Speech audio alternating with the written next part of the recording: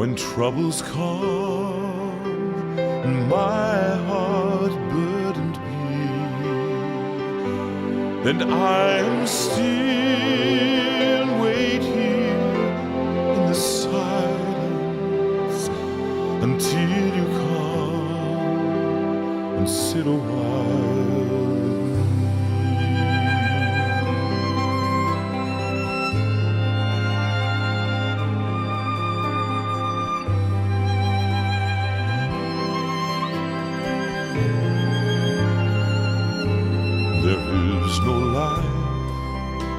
No life without its hunger. Each restless heart beats so imperfectly.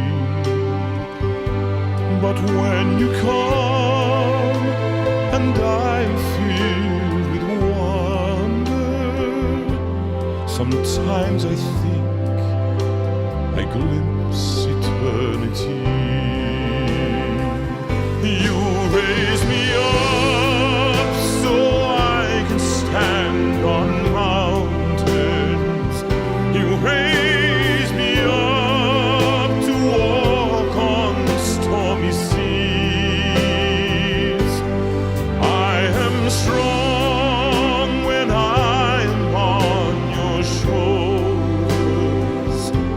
You raise me up to more than I can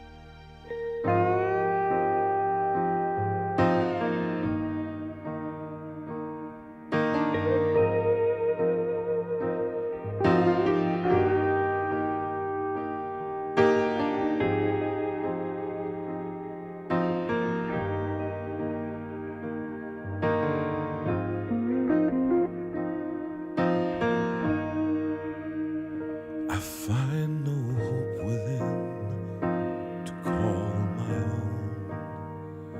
For I'm frail of heart, my strength is gone. But deep within my soul is rising up a song, here in the comfort of the faithful one.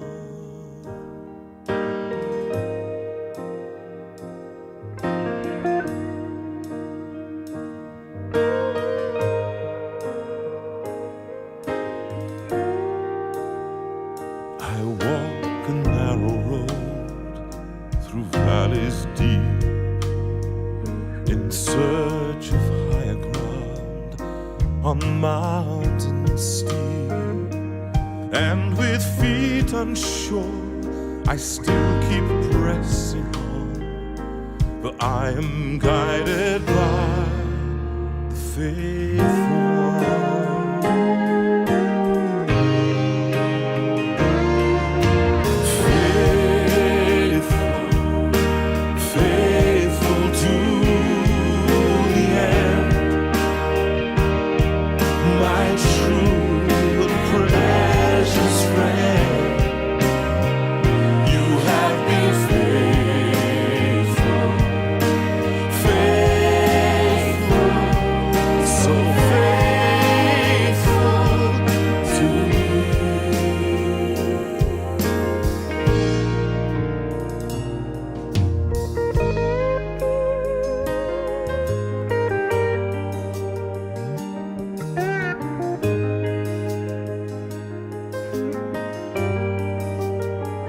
I see your wounded hands, I touch your side. With thorns upon your brow, you bled and died. But there's an empty tomb, a love for all who come and give their hearts to you, the faithful one.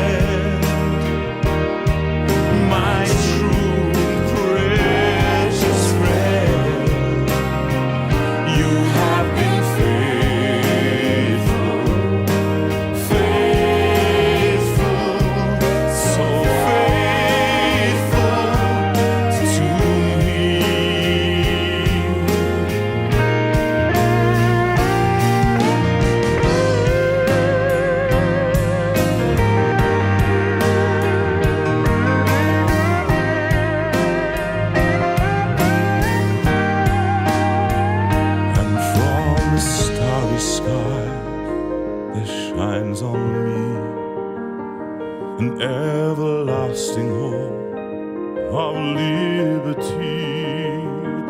And when the day is done and when the race is run, I will bow down before God's only Son, and I will lift my hands in praise for all you've done, and I will worship you, my faithful one.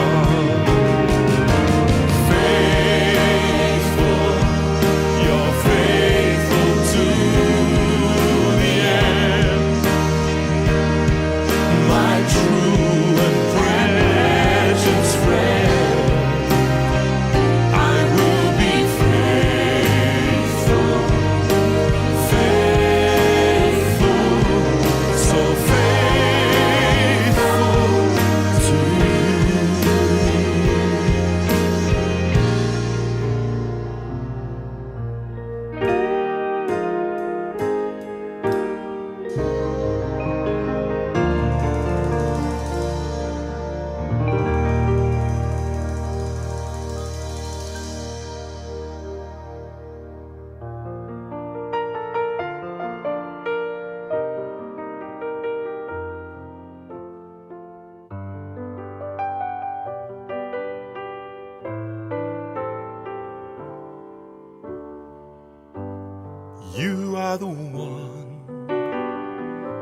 makes me happy when everything else turns to gray. Yours is the Sing us a song, you're the piano man. Sing us a song tonight. We're all in the mood for a melody, I hope you are. And you've got us feeling. All right. Evening, everybody.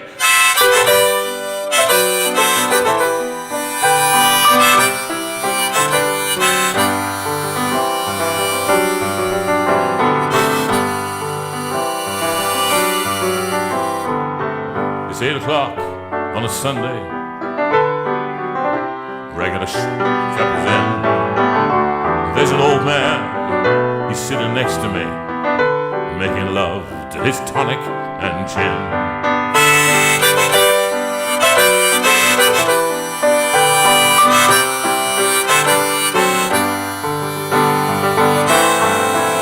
He says, son, can you play me a memory?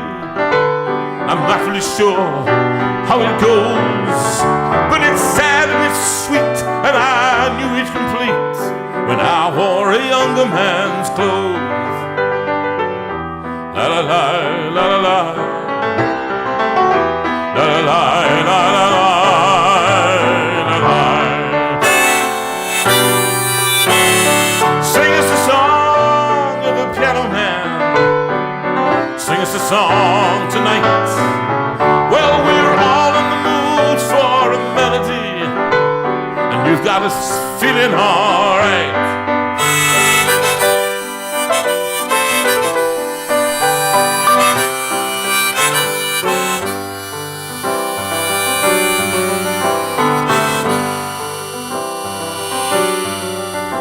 Now John at the bar, he's a friend of mine. He gets my drinks for free, oh yes, and he's quick with a joke, or he'll light up his smoke. But there's some place that he'd rather be.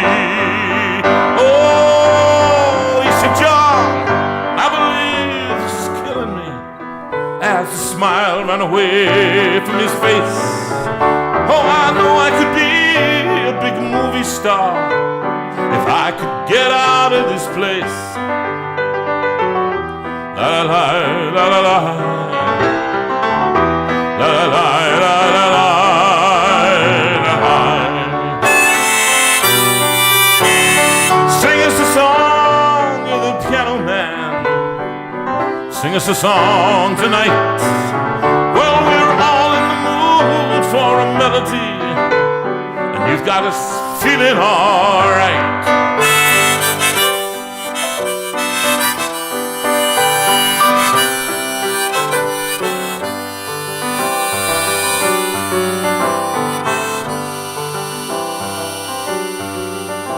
Now Paul, he's a real estate novelist who never had time for a wife. And he's talking with Davy, who's still in the Navy, and probably will be for life. Oh, and the waitress is practicing politics as the businessman slowly gets stoned. Oh, they're sharing a drink they call loneliness, but it's better than drinking alone. La la la, la la la, la la la, la la la, la la la. Sing us a song, you're the piano man. Sing us a song tonight. Well, we're all in the mood for a melody, and you've got us feeling all right.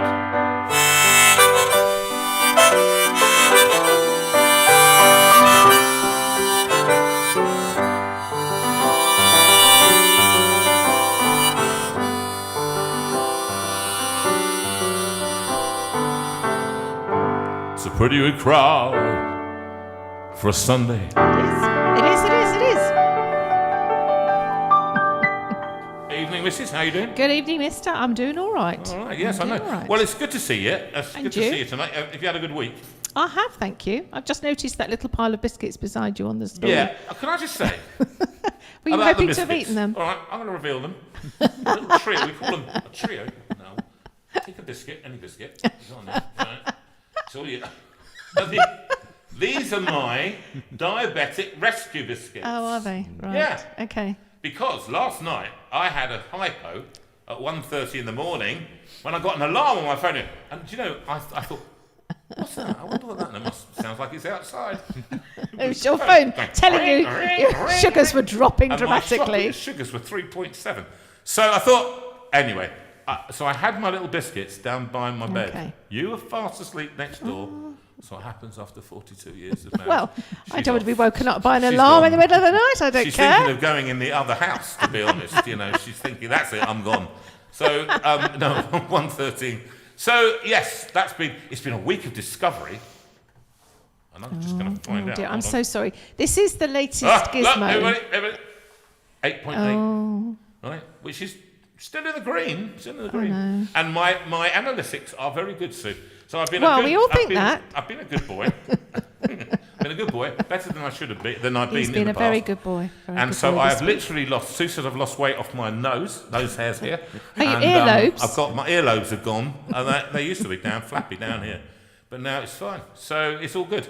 And I've lost lots of weight off my feet too, which is all the bits that matter. Absolutely. And actually, in the quest for weight loss, I'm really there. I'm wearing this jacket. It would belong to a person. Look at this. I hope you look at this. Look. Ready for a mugging. You know what I mean? So I love it. I love that. First test card of the evening. You're slacking. It's already 6 minutes past. We've only had an one. awful lot of test cards. It's a great evening. We haven't got time to fiddle around. No Not time to tonight, because dilly-dally. we've got an extraordinary guest for you tonight. And if you're filly-faddling around in the kitchen right now, all around the country, and you're thinking, now's the time to go and have a bit of ice cream, or whatever you're doing, now is the time to get back in the living room. Turn on YouTube on your smart television, or on your tablet, on your iPad, whatever, or even on your big iPhone, or on your Android, and start tuning in now to YouTube if you can. Now, what you can do is, if you've got two devices, you can tune into Facebook to make comments, so Jonathan Veira page, and you can, which is better comments on there than it is on on YouTube. You have to sign in with Microsoft and all that nonsense. Oh, is that why I can't do it? Okay. Well, do you know what? It's how many years? 4.5 years. Welcome to technology. And so that's more difficult. So that's, if you're watching and you're doing this, and you can have Facebook turned down because it's a different delay mechanism. It's like on radio, it's a kind of delay thing. Rachel's put the animations up to show that the There whole we are. YouTube animation there. There we go. Yeah, we need to click on the subscribe button. We need more subscribers. Yeah, Make sure we that need you more click on the subscribers. subscriber. These Doesn't people cost you anything. Doesn't Yeah. cost you a thing. And if you're new, subscribe to JV. We got lots last week, and going around the country, we're picking them up again. So, Thank you, Rachel. That's what we're. What am I saying? I've forgotten what I was saying. I have no idea. It Let's doesn't just really carry matter. on with the song, shall we? So it's good to see you, and we've got a great show for you. Watch it on YouTube, on television, and watch it and follow along and make comments. And I would ask you now to prepare questions. If you've got any questions, Sue's going to be following on the Facebook questions. And if you've got any questions that are really burning, that you want to ask Justin Brierley, can I just get that class, please? Justin Brierley, and any idiots who've been saying Brierley in the past need to be just smacked around the head, okay? Who would say Brierley? Who, in their right mind, would look at Brierly and go, Brierley? I mean, why? Well, right? it's not as if you've got a name that is easy It's to pronounce. It's exactly the same V-E-I-R-A, as you. Vera. It's all right saying Veira. Veira. I mean, hello. We'll discuss the etymology of his name later on. In the meantime... Well, it's lovely, those of you who've joined us, it's lovely to have you with us. And Jonathan will continue playing and singing. It's a pretty good crowd for a Sunday.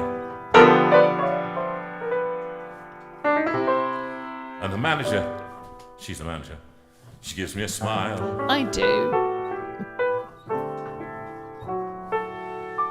Cause she knows that it's me they've been coming to see. It's a very narcissistic thing to say, isn't it? Yes, but you are To the forget star. about. I just after How many 4.5 years have you been years. singing it? No, I'm singing this every Sunday night. Now I'm realising it's very narcissistic. Sorry about that. Because they know that it's both of us. They've been coming to see. To forget about life for a while. Oh, and the piano, it sounds like a carnival. And the microphone, it smells like a beer.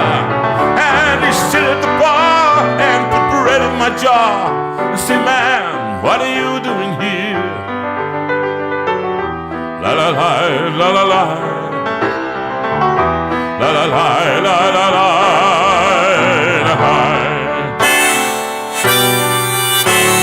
Sing us a song, you're the piano man.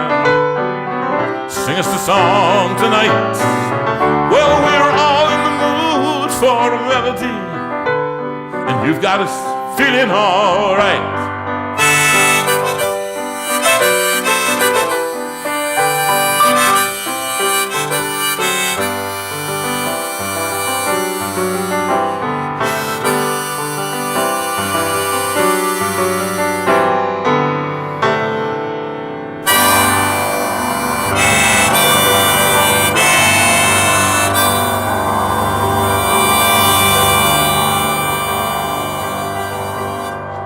The piano dies away yet again. We welcome you to another, something like 150th version of David Life in the Stormy Room. Here's a little song that I sung many years ago, begging for a little bit of mercy.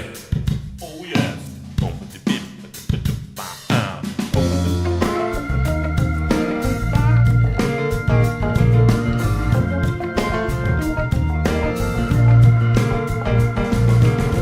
Nobody is right all the time. Nobody can walk a straight line. Every one of us makes mistakes. Every one of us deviates. Nobody is right all the time.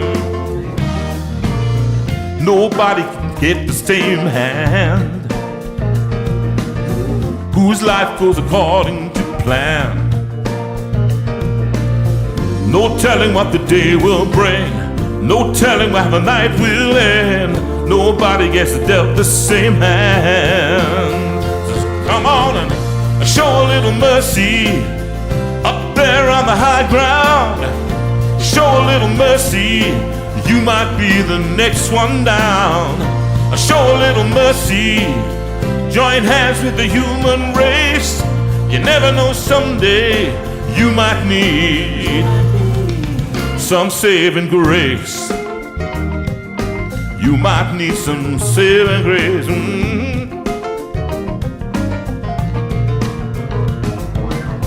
Don't set yourself up for a fall. Don't think yourself high above all. Keep walking with the humble man. Keep walking till you understand. Don't set yourself up for a fall. Come on and show a little mercy up there on the high ground. Show a little mercy. You might be the next one down. Show a little mercy. Join hands with the human race. You never know, someday you might need some saving grace. Show a little mercy up there on the high ground. Show a little mercy. You might be the next one down. Show a little mercy. Join hands with the human race. You never know, someday you might need some saving grace. You might need some saving grace. Oh yes. Come on, Mark Edwards on the piano. You might need some. You might need some. You might need some saving grace. Oh, some saving grace. Show a little mercy. Show a little mercy. You might need some. You might need some. saving grace. Ooh, saving grace. Play us out, Phil.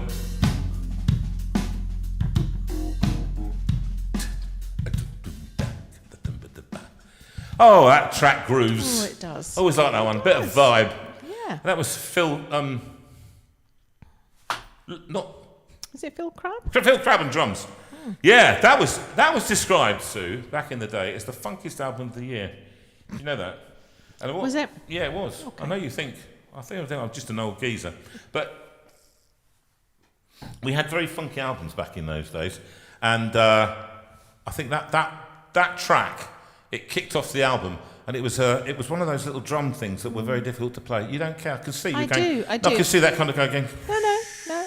I rate Phil much. A lot. On Anyway. it, yes. Can I just point out that if you think I'm drifting off, they're all talking about wagon wheels. And here we go. So I'm killing myself. What have wagon wheels got to do with anything I've just said, done, inputted? What is wrong with you? Now look, all of you watching out there, if it's your first time watching JV Live in the Steinway room, it's something called a programme that Sue hasn't given me, by the way. I have it's on the piano. Where? Really? I don't know. We call it when it's finally here a work of fiction. No. There on the floor. Oh, it's there on the floor. Thrown it on the You floor? mean that one on the floor? He's thrown it on the floor I'll take already. this one on the floor, right? Here, this is called a work of fiction. I have no idea what it is. Apparently it was your biscuits that set them off. The digestives. They sent them into. We should know by now. It sends the. I love the suggestive biscuits. They're great, aren't they? They are nice. I have to tell you. I mean, there's one. I just have to say that. They're all asking if there's a song about wheels that you could sing. Sorry? Rolling, rolling, keep those wagons rolling, keep the wagon That's not about rolling, wheels. roll high.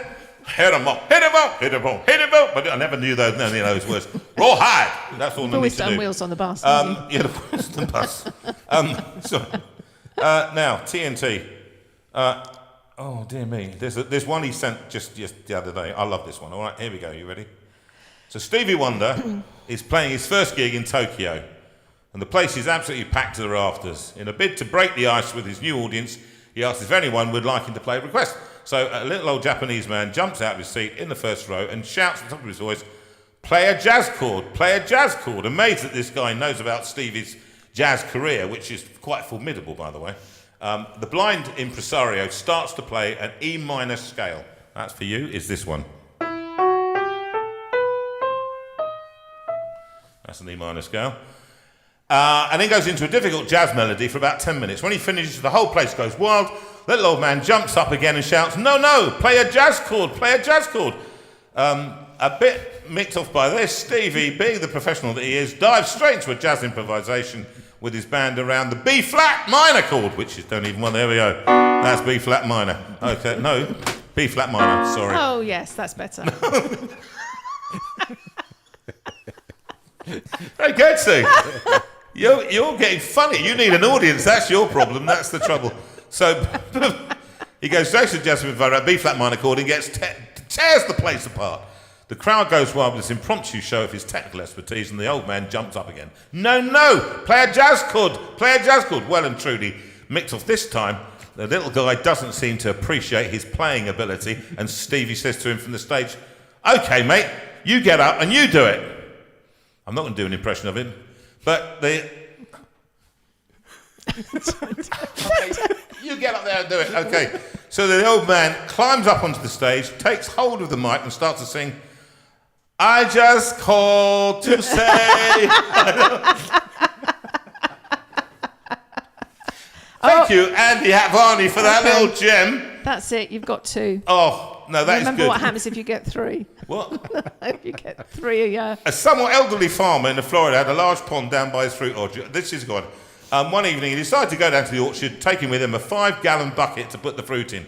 As he neared the pond, he heard female voices shouting and laughing with glee. As he came closer, he saw a bunch of very pretty young women dipping in the pond. He made the women aware of his presence. They all immediately went to the deep end.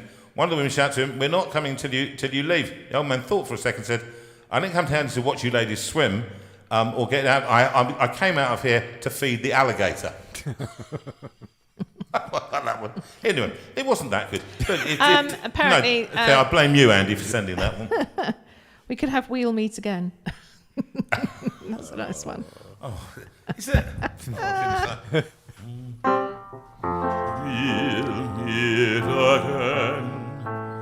Don't know where, don't know when, but I know we'll meet again some sunny day. This is that voice. Keep shining through, just like you always do. And The wind will blow the dark, dark clouds away. Everyone join the chorus, you ready? Here we go, all together.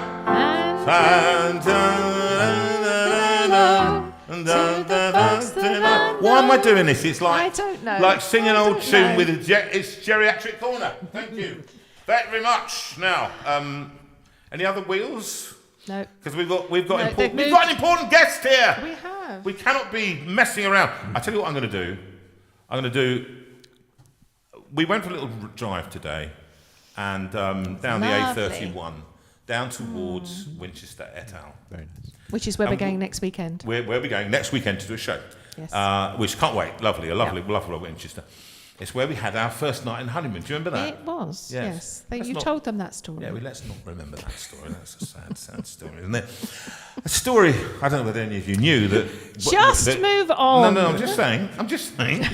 It's important to You get got this so out there. close. You got so I did. close. It's important to say Introduction that Winchester to- Cathedral chimes every quarter of the hour. I know that because I was awake all the way through the night.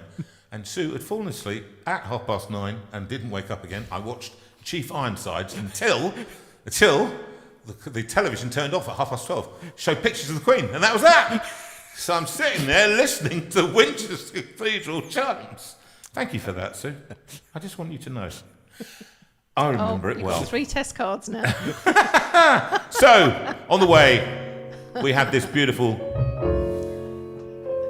This was from the album Lockdown Sessions 1 that we recorded in the lockdown that you paid for, you guys out there. All 3 albums. But this one is beautiful. With Mark Edwards on piano, Arnie Soberg on double bass, and Darren E. Beckett on drums.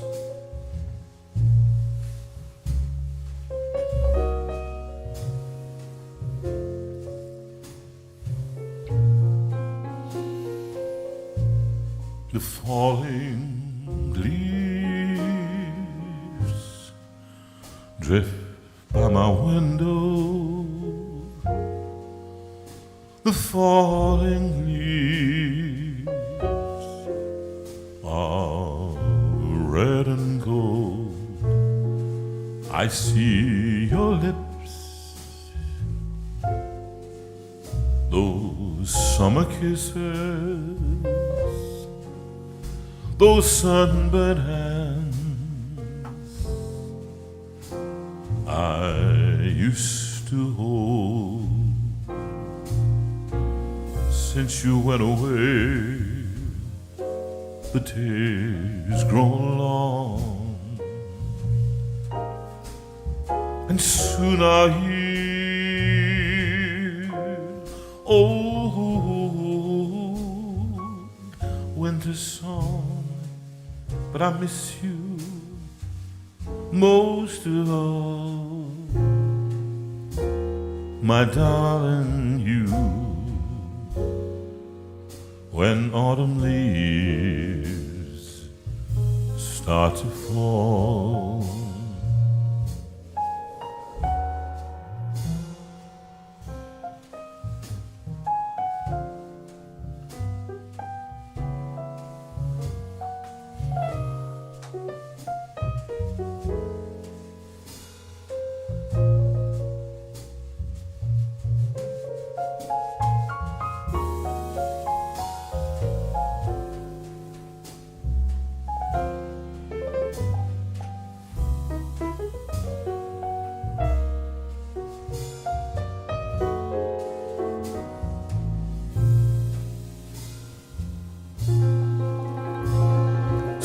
since you went away, the days grow long,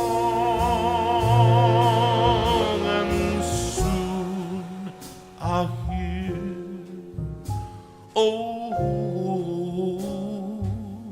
winter's song. But I miss you most of all, my darling, you.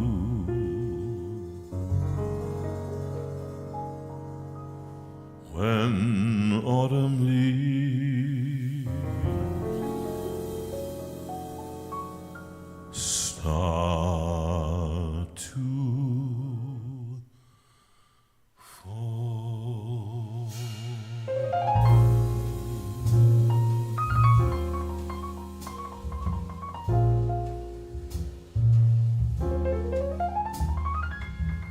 I'll play that, Mark.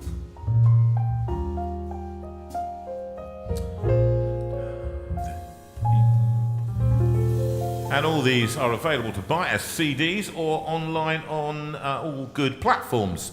And that's Jonathan Veira. I think it's Lockdown Sessions 1, all 3 albums. And the Christmas album's outstanding with the same band and big band stuff with Ben Castle doing lots of big band arrangements for us. So, I think it's time to get on. Yes. Do you think? Now, I do. I think we'll do some adverts a bit later on. Yes. Is that all right? Yeah, of course. Have we anybody tuned in? Yeah, lots of people are tuning in. And any comments so far? No. Yes, they keep talking about falling leaves, although you sang... Well, it's called Autumn Leaves, isn't it? It's called Autumn Leaves. But yes, that might come later. Falling leaves. But yes, and dear Lucas said that the singing is certainly helping him after his horrible accident. Poor Lucas in Australia. He's not so sure about the jokes, but certainly the... He knows the jokes are good. He's just jealous. He can't tell them. So, Justin, Lucas, we send big love to you. And Lucas he's just got married, and they're blissfully happy, and they're living in a nice house, and they've ended up. I don't know what did you do? I think he fell in the garden or something. Fell in the garden. You're an old man. What are you doing? Falling over, breaking your ankle? Fracture in his ankle. Oh. So what can you do? Nothing. I'm so sorry. No, do you want to pop over here for a few days, just to R&R? Well, I'm glad you're watching so early in the morning, Lucas. Apart from anything else, it must be something like 5 o'clock in the morning. Yeah. Well, listen, you are dedicated. You're playing along, mate. I hope you are. Listen, we've got Lucas. You stick around because I'm going to introduce you to our new and wonderful new guest. He's waiting here on camera. Ladies and gentlemen, all the way from Woking, which is only 15 minutes away, here he is, Mr. Justin Timberlake. That's it. Wow. Justin Brierley, as I live and breathe, you're here amongst us. I am. Jonathan, so nice to be with you. It's lovely. Finally, in the Steinway room, the legendary. The legendary Steinway room. Well, not half as legendary as the... What do you call your room? My spare room. Your That's where rather like you, it's all the magic of cameras and lights, you know. It is incredible, isn't it? How you can do it. Yeah. Because you do a lot of your all my podcast videos, YouTube stuff. Yeah, it's basically all done off an old kitchen table in one half of our spare room, with a couple of bookcases behind me and some nice little LED lights. Yes. And when you stick a nice camera in front of you, it looks like a proper sort of set. It does. Yeah, believe it or not. Got a bit of 1080 going on. Exactly. And I think actually we thank our Rachel for all of this because we do. And, you know, we're able to get once you get the kit together. Yes. And you've got a son who's quite techie as well. I have. And he's out there, isn't he? I have to say, I am a bit jealous of the number of cameras you have, though. I only have one camera, and you have one camera? I only have one camera. What you need to do is you need a community like this, you see. Absolutely. They'll get behind you, mate. That's the way to do it. I mean, this is camera here, camera there on my fingers, One camera there, and that's on my stomach usually. So it's a great view. There you go. It goes straight on. And one there for Sue. Yep. So she's up in the box. Justin, it's so good to have you. Let's just go back a bit because people don't know. I've got so many friends in the business, outside the business, people that we call in, people that are tuned in tonight. We've got somebody tuned in tonight, Susan Legg, who's tuned in, and I have no idea whether she's still with us now. I hope she's going to stick around. And Susan, she's a fabulous singer and pianist, outstanding, and she's been my boss at university until recently. And she's going to be coming on and doing everybody. Just in case you, a real style merchant. This woman is. She's sung on a lot of the, I think, a lot of television programs. She's been the voice of Susan, who's been recorded on a lot of the detective programs and a lot of the BBC stuff. So she'll be coming in and having stories, no doubt, from behind the scene docs. But we have Justin tonight, and Justin actually started out many years ago interviewing me back in the days. Many years ago, but well, yeah, it did feel quite a long time well, ago. to be honest, now I think about it, I started out in radio over 20 years ago. You see, so that is actually quite a long time. Yeah, So tell us first of all. Yeah. Were you born around here? No. I was actually born in Northamptonshire. It's where my parents lived, where I was raised, had my young years, and raised in sort of Christian environment. So what were they? Were they ministers, priests? Well, no, they sort of became Christians at university, but they were very much, hippies of their era. Late Nice. 60s, early 70s, sort of saved in the sort of Jesus people revolution. The British, After bless it. That kind of British counterpart to that. And so I grew up, in the church and going to Mm. sort of charismatic evangelical churches. Hands down for coffee, all that kind of stuff. You mean that? Yeah. But I ended up, kind of owning the faith for myself in my sort of teenage years. And I guess I ended up in Woking specifically because I met my wife Lucy at university. She is, can I just say to you, I think Lucy is one of the nicest ministers, people that I know. She is just the She'll be gentlest blushing. soul. She's watching. She's watching. No, but she tonight, just is. so. She's just a nice person.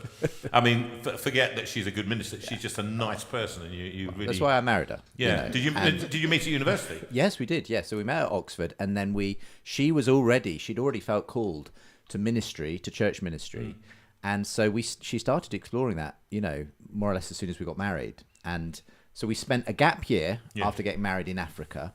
She flew back from Africa for 1 week to sort of do the selection conference for ministry. Wow. And so when we got back to the UK, we started off, with her training for ministry in Cambridge. And that's really where I started my radio career. I was commuting down from Cambridge to London every day to Premier Christian Radio, where I'd managed to get a job. Yeah. And eventually, 3 years later, her first church, and still her only church, nearly 20 years later, is Woking. Yeah, so Woking URC. Woking United Reformed She Church. is one of the. I mean, what you go around the country and you see URC committees. Often we go to them and they're very small. It's flourishing. It's and, flourishing. And Lucy said, "Tell JV I'll pay him later."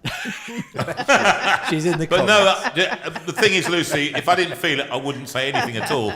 But you are what it says on the tin. But what's interesting, just go back 1 second, which is you were in Oxford. And what were you reading at Oxford? So I was reading politics, philosophy, and economics. Oh, the bit yeah. Yes, well, there's been a lot of PPE. people who've gone into government from that, but that wasn't my route.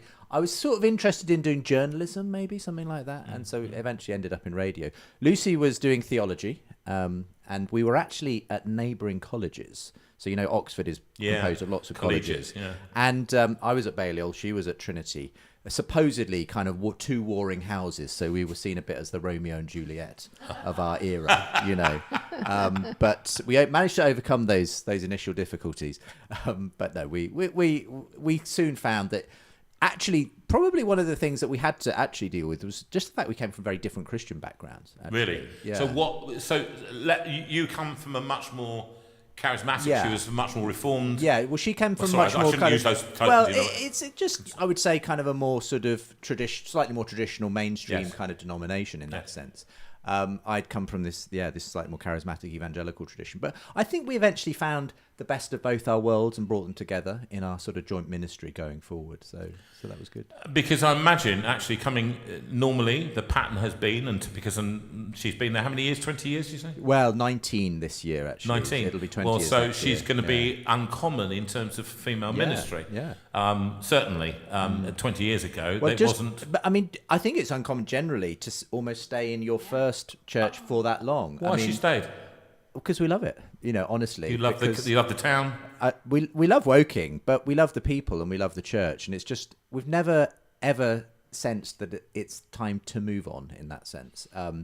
So as long as we feel we're called there, that's where we are, They are quite a disparate bunch of people. That's what I like. I seem to remember. Yeah. I remember going there, Sue, and I was quite. Do you remember? I had this terrible. Yeah, you weren't well, were you? Yeah, I was very ill one day, and I did the show, and I sat. I couldn't move. I couldn't stand up because there were problems, and it was the beginning of many other problems. But I remember you specifically was such a help, and when the church was full. It was, and I was so moved actually to see the amount of people that I didn't, if I'm honest, experiencing URCs as I had, they were neither United nor Reformed. That I didn't expect it to be as welcoming as open. Well, that's that. I'm so glad you had that experience. I mean, I can totally understand where you got that impression from, because if you go to, I would say probably the average URC, it tends to be quite small.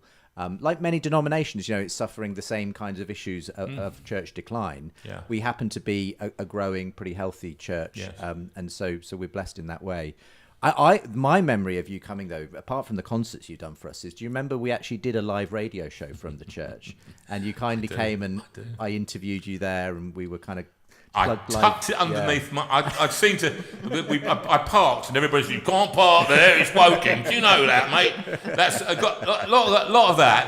Who are you?" I said, "I'm doing the." Oh, all right, then you can go in. But it was and Woking has changed so much, even just in the last few months. So Park. I remember going in and playing for you. I remember playing "God of the Moon and Stars." Do you remember that song? Yeah. I remember that particularly.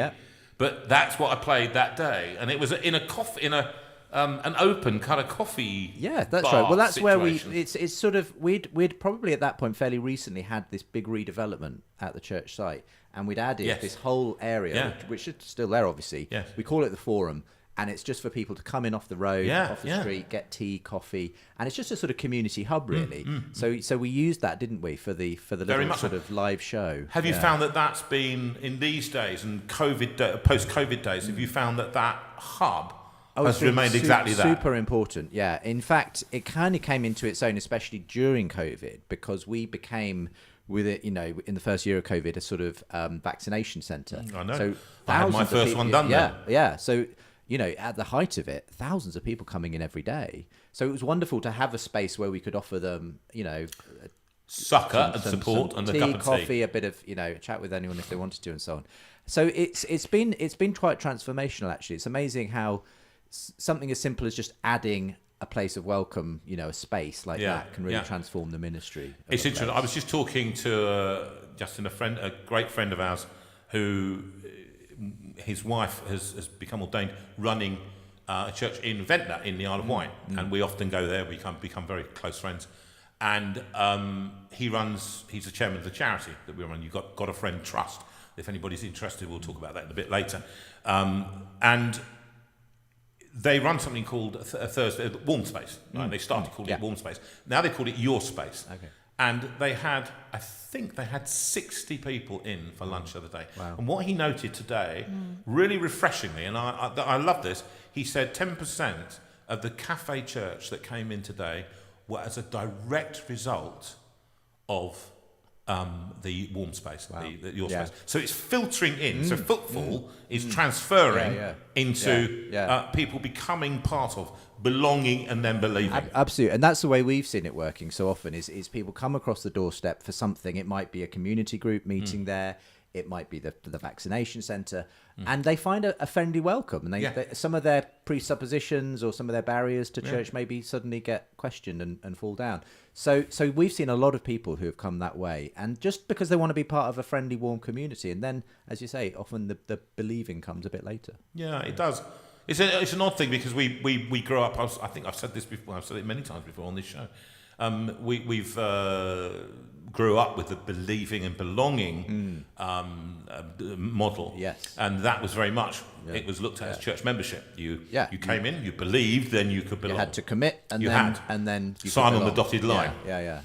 And that paradigm has shifted massively. I think so. Well, certainly in the churches that we've visited about 800 plus, well, many more than that now, churches. Wouldn't you say that? Yeah. It's hospitality appears to be the most extraordinary way of reaching people, that they really respond to that. And You miss it. you miss reach it out, at, and then you your reach peril. in, and actually that's what's happening. I Yeah. think people are, Yeah. you know, Well, I mean, hospitality is absolutely key to what we try to do at the church. And sort of from the very outset, when we had this big redevelopment, that was at the centre of it. We wanted to be people who would just create a warm welcome. And that is one of the things that we most frequently hear from people just coming in for any reason. They just say, I feel welcome. And that's brilliant. Yeah, I've actually no, it's a very, very valid Am point. I right in thinking that you do coffee on the front of it as well as people are going to the station? Yes.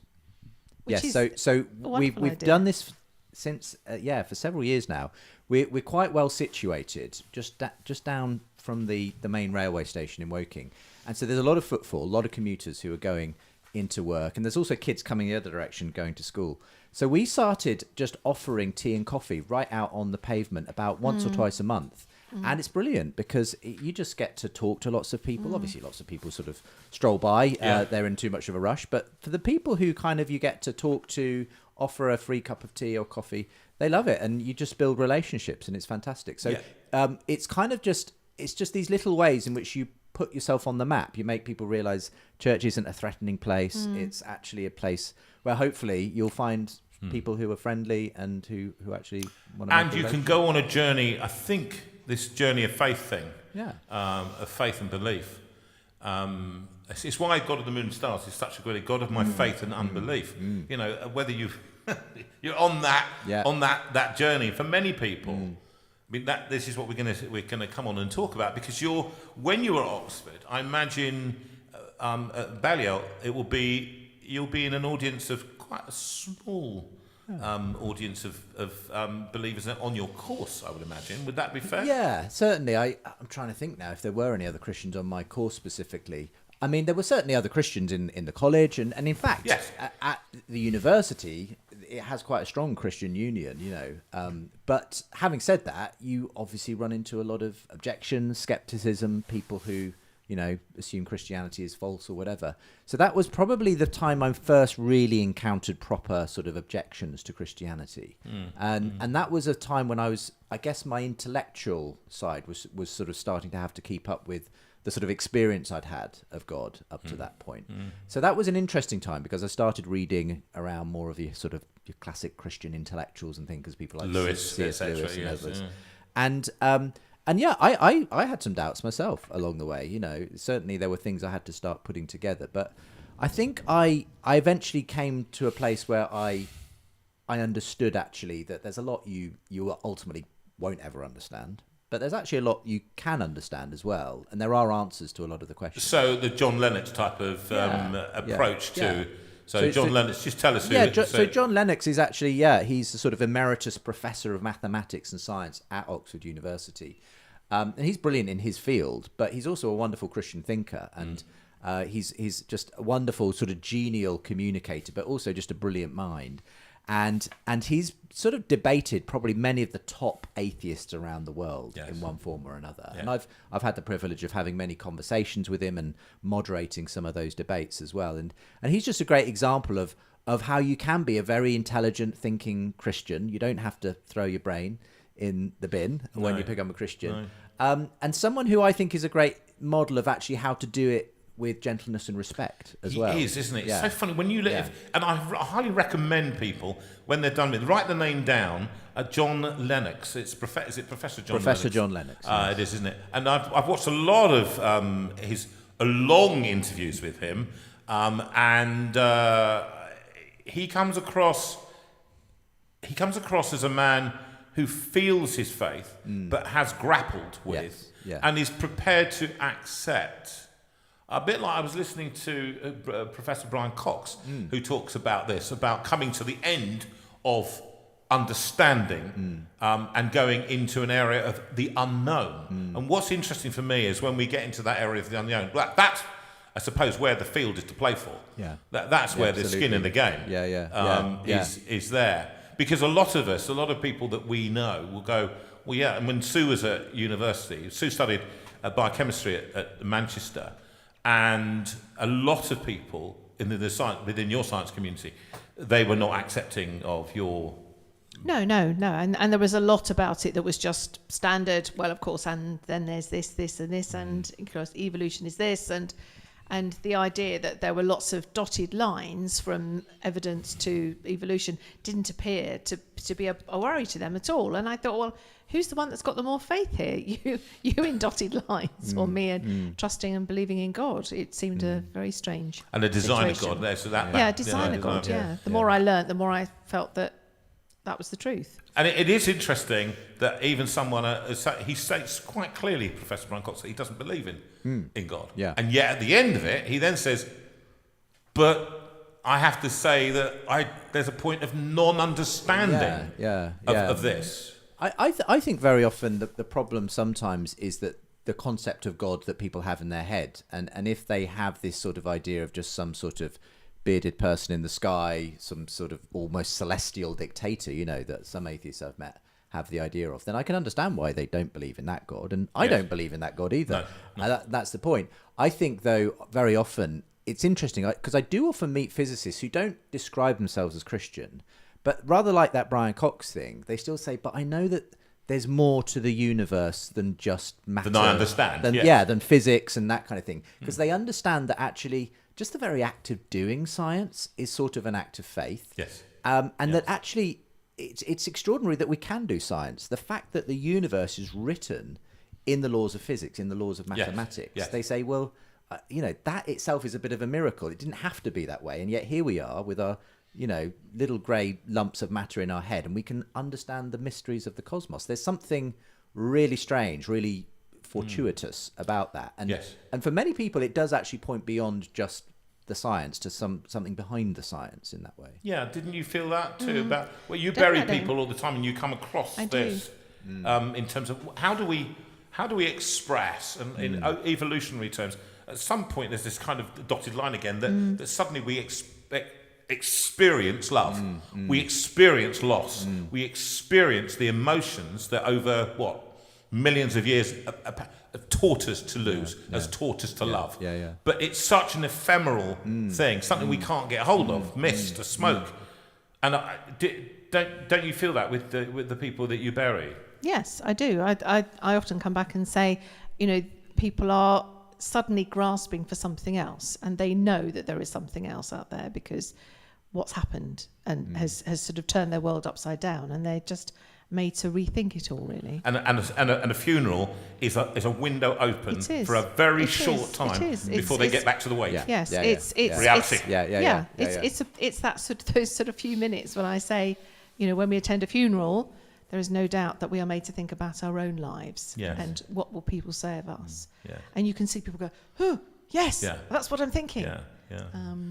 I mean, it comes from and I'm just going to have a little break, but it comes from the theoretical into the personal. I think that's often when I look at a lot of debates on TV, late into the night when Sue's gone to bed, that's when I tuck myself into a little debate that I might understand 50% of. Particularly with molecular biology or physicists that I can't understand. I'm a humble international megastar. I mean, I can't get into all of that. But what it comes down to, after the facts have been tussled with, you come down to a no man's land in between that people are trying to possess that land. That's the bit that's up for grabs. It's a mystery. Ultimately, there is a lot of mystery in this. None of us can claim to fully understand it. I've just found in my experience, having spent a large part of my life hosting conversations between people on both sides of these conversations, atheists, Christians, people of other worldviews, I found that actually Christianity makes surprising sense. Yes. Because we all ultimately have to kind of give an account of what we see in the world. If we're an atheist, it doesn't mean you don't have any beliefs. Very often, many atheists I meet believe that it all came from essentially blind forces of nature. Nothing. But that's got all kinds of consequences to believing that that's the way the world is. I, as a Christian, need to give an account of my faith, and But actually, I found when you look at the evidence around us, whether it's in the universe or our personal experience or history, actually a lot of it seems to stack up quite well with the idea that there is some kind of purpose out there, and that this person Jesus especially sort of seemed to embody that in a unique way. So for me, I've always found, I don't think we can ever sort of convince someone with some kind of perfect philosophical proof or scientific evidence. But actually, when you look at it, when you balance everything up and say, well, what makes the most sense of life? I think God is a good explanation, actually. Yeah. I mean, I quite like. That's nice. That's nice. That's a nice way of putting it. I mean, I think it was Dawkins that the God delusion and the whole idea of that something coming from nothing. It was again Professor John Lennox who said he knows full well that nothing can come. Nothing can come from nothing. Yes, yeah. You've got something has to come from something. Yeah. Nothing. It's just doesn't. There's no laws of physics as we know them. That means that can come through. But it's interesting, isn't it, how people choose to proselytise in the name of atheism. And it was interesting. I heard a question. We'll debate this in a second. But and I throw it out there in the debate at the moment going on over supported dying. The question on LBC that they posed: does religion have anything to say about this? Right? Should faith be included in the discussion on this? Should faith?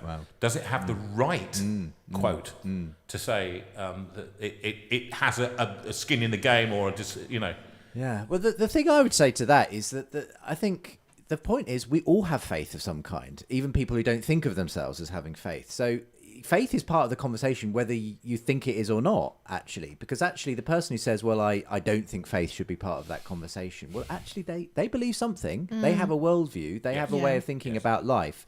And they're welcome to that. But actually, we should have all points of view, I think, represented in that conversation. Because there's no such thing as, I don't have a faith. I think everyone has some kind of a faith. It just may not be faith in God. That's all. Yeah. Now, why don't we have a little moment of reflection as we pursue these? Have we got any comments so far? They're all listening very carefully. Right. Can I just ask people to write in with your questions, please, if you've got a question you'd like to ask Justin, because he's a very bright man, and I'm sure he'll be able to answer or attempt an answer at some of these things. I'm glad you added that caveat. We can never answer. We can attempt to answer. But I think, actually, there was a great physicist that said that God has given us two means of understanding him. He's come from a Christian point of view. It's the Bible talks about the word, and then he says the world, the firmament. There's two books I've heard it put this way. Yeah, two books. That's right. One is God's book of Revelation in the Bible, and the other is the book of nature. Correct. The way God has revealed himself. Who was it who said that? Oh, I've heard it from a few different people. Hugh Ross is a great Christian astrophysicist, and I've heard him say it. So that sounds reasonable to me, Mr. Ross. Thank you very much. And to celebrate that, why not another little track, "Wonderful World"? Have you not done that one already? Sorry? No. Sorry. Are you thinking I've lost my mind already? I crossed off the wrong one on my list. Yes, you have crossed the wrong one. Just listen. All right, listen. This is the wonderful Raul de Oliveira on trumpet tonight for your delectation. Are you all enjoying this? I hope your brains are working overtime. So think up a question that you really want to ask. I see trees of green and red roses too.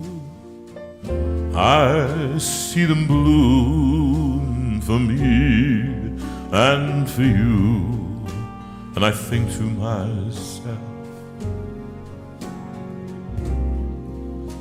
what a wonderful world.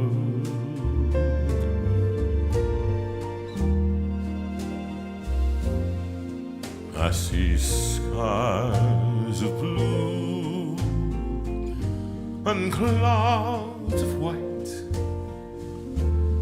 the bright blessed day, the dark sacred night, and I think to myself, what a wonderful world.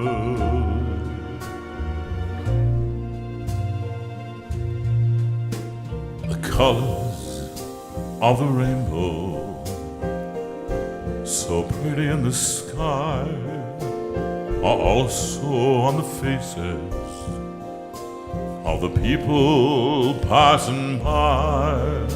I see friends shaking hands, saying, how do you do?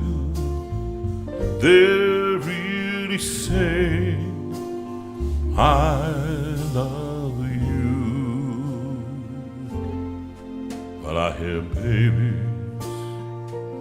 cry, I watch them grow. They'll learn much more than I'll ever know. And I think to myself, what a wonderful world.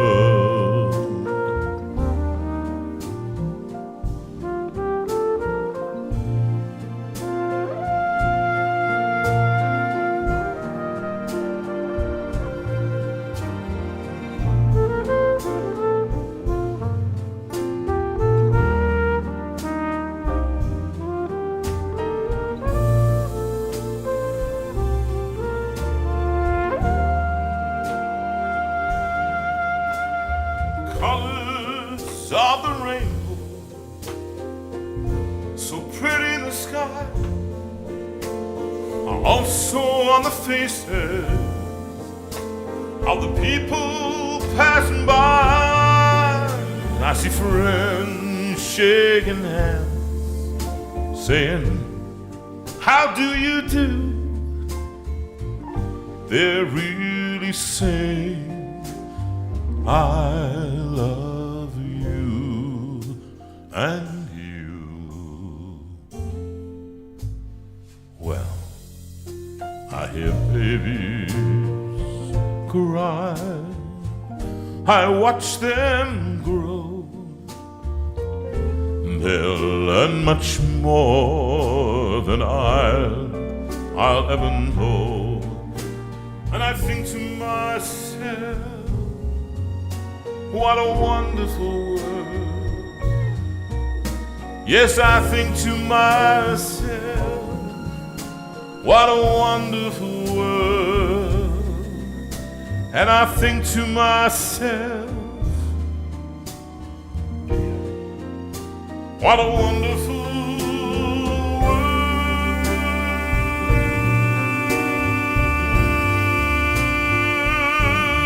Oh, I think to myself, what a wonderful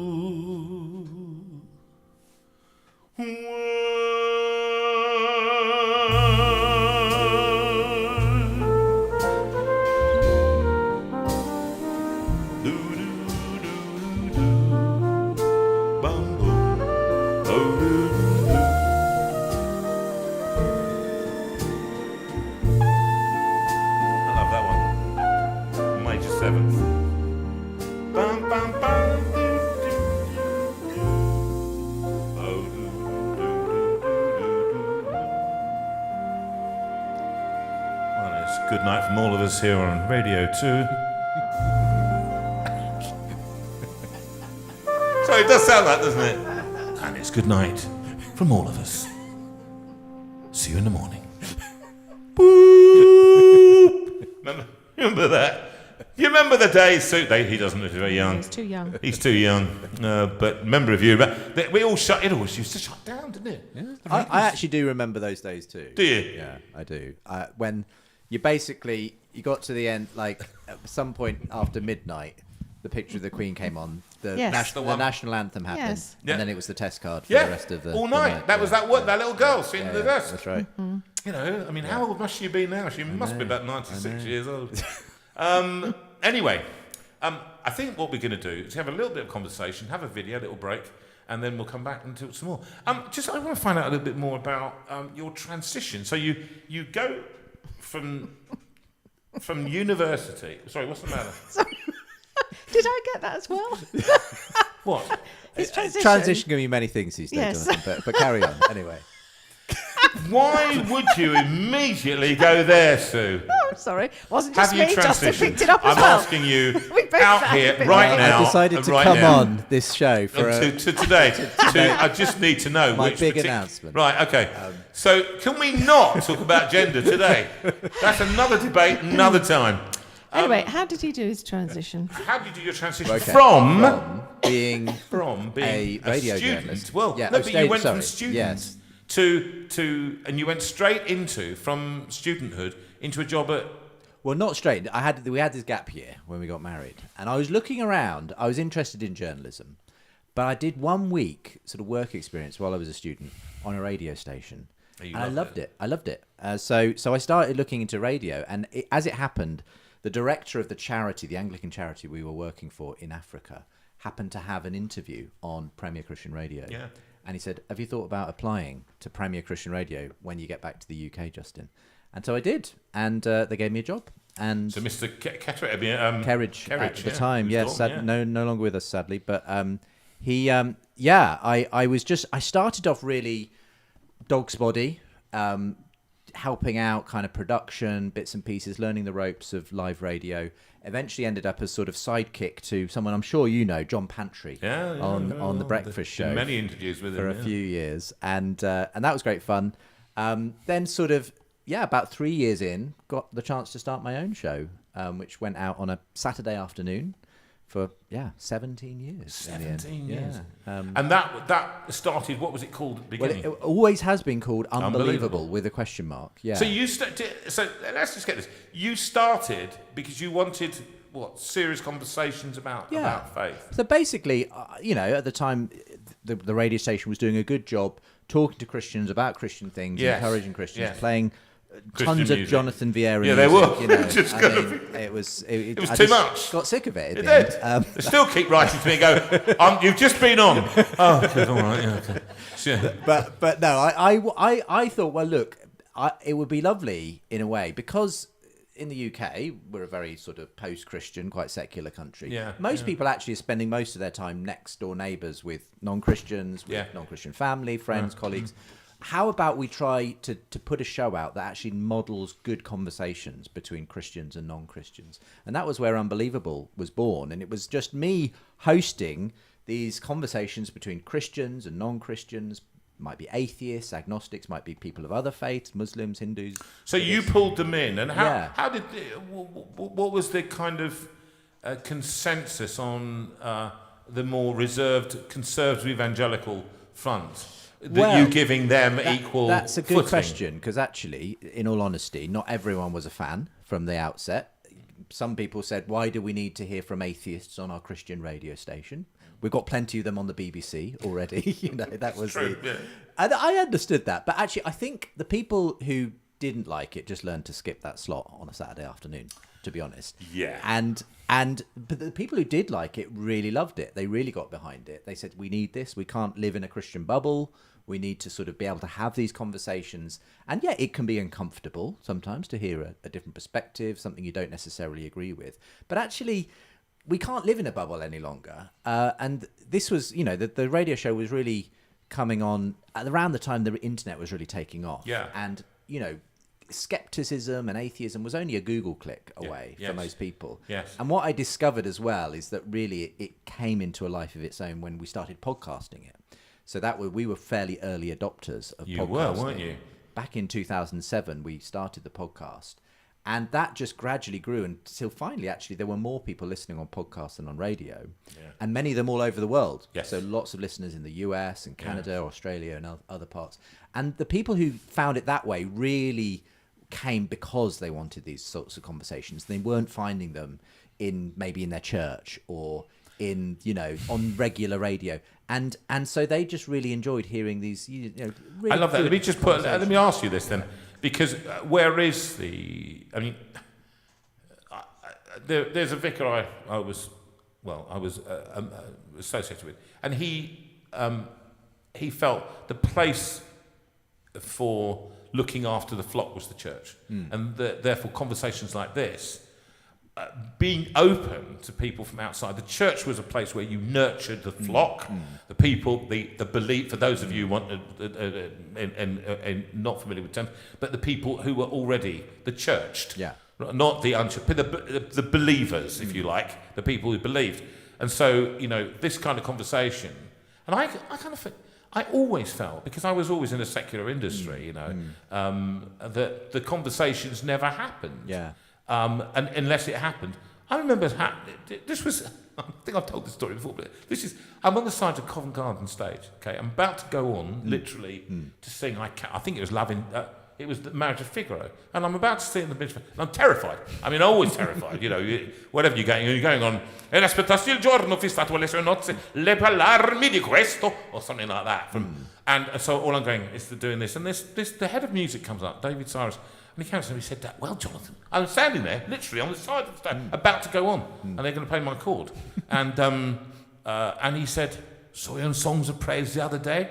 He said, so what is it you believe exactly? And I'm thinking, could you find a more appropriate time to ask me, please? I said, I'll be back. Can you just... Hold that thought.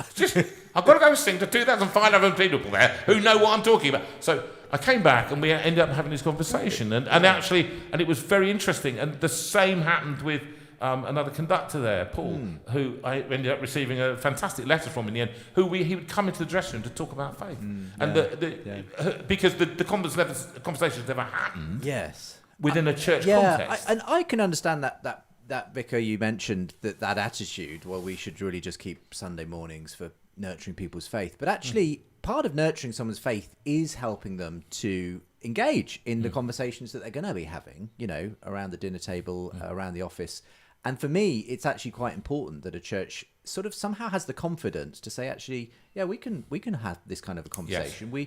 We're not so afraid of sort of, defending or talking about our faith that we're going to sort of hide away in a holy huddle. And for me, that does require a little bit of bravery, actually, to go out and seek those conversations. But I think, like you said with that conversation, it's amazing, actually. People aren't as scary as we sometimes think they are. And they can actually... it's a bit different when you're looking at something that's in a radio studio or a video studio, and they're kind of there to debate each other. Most people actually are just interested, and they're willing to find out and have that conversation. And I just think we're commanded, aren't we? If you're a Christian, certainly in Scripture, to always be ready to give a reason for that, an answer for the hope that you have, and to do it with gentleness and respect. So that's sort of what I've been trying to help people to do. And a lot of people found it very helpful over the years, just seeing good conversations modelled in that. We will be addressing in the third part of our conversation together. It's been absolutely superb having you here. Any questions coming up? Well, I think we'll talk about in the third part, right? Because I want to talk later about the podcast itself and what it's led to, and the conversations with people, and the book that the surprising. Can you just? I can't remember the surprising rebirth. Extraordinary title. Can I just say? It's when you call it Unshackled or something like that, the surprising rebirth of belief in God, by Justin Brierley. You've got to get this book. Yes. You've got to get this book, and we're going to be putting out the details of how to acquire it. It's a bestseller, and you really got to get hold of it and pass it on to people as well. But we're going to have a little break, and then Sue's going to do some notices. Which video would you like? What would you like? You choose. Oh, go on then. Put that one on.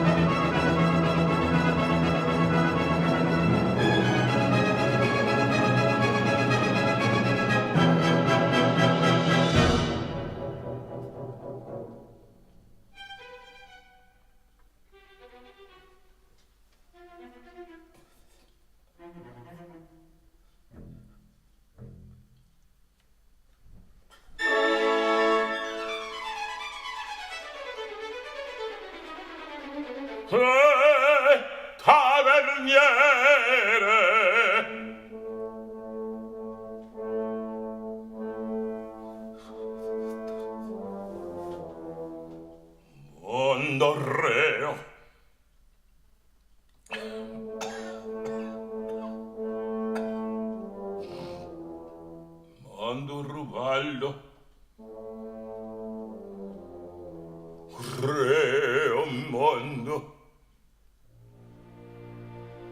taverniere un bicchier di vin caldo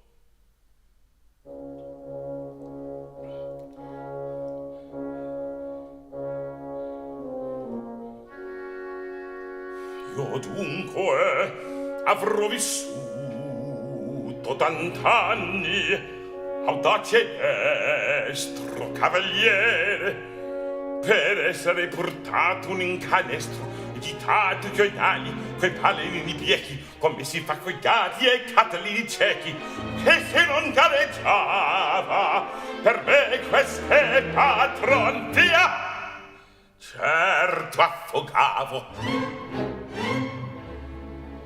brutta morte la tua amicizia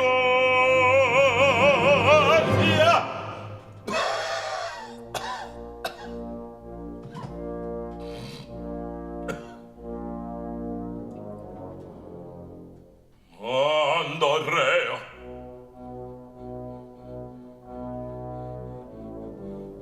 non c'è più virtù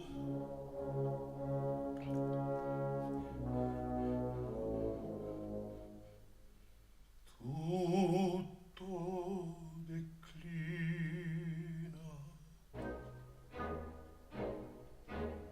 va vecchio Gian è la tua figlia cammina finché tu muoia allora scomparirà la vera virilità del mondo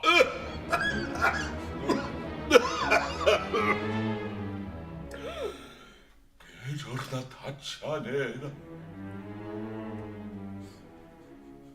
ma aiuti il cielo impingo troppo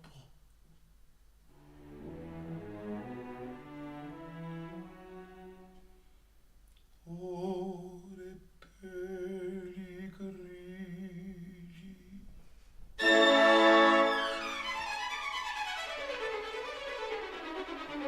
versiamo un po' di vino nell'acqua degli amici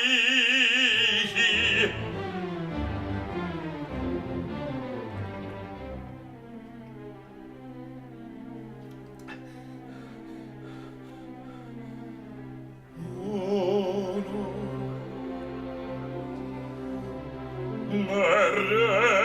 il vin dolce sbottonarsi al sole dolce cosa il buon vino sperde le tetre fole dello sconforto accende l'occhio e il pensiero dalla broseglia al cervello e qui vire di sveglio il picciol fabbro dei trilli un negro grillo che vibra un tuolo angrillo trilloni fibra in cor allegro e tere al trillo guiccia e il giocondo clodo squilibra demenza delante e trilla in cor il mondo.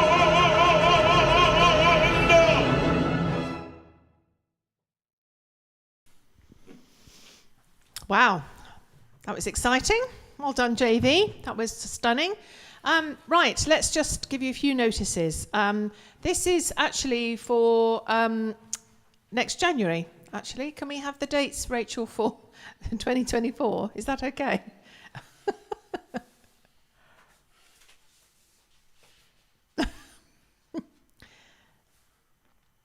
It's lovely to see our January. There we go. So next Saturday we are at Dorothy's Church in Winchester, the United Church in Winchester. Looking forward to that. Looking forward to seeing a few of you people there, which will be wonderful. Then the following weekend we are at St John's Church in Stoneleigh, returning there. We were there last year and had a fantastic time, so looking forward to going back. Looking forward to that. Then in November, on the 2nd of November, we are in Wales with our lovely Gareth and Joy, and so in Cwmbran. So please, if you're in the area, book your tickets now and come and see us in Wales.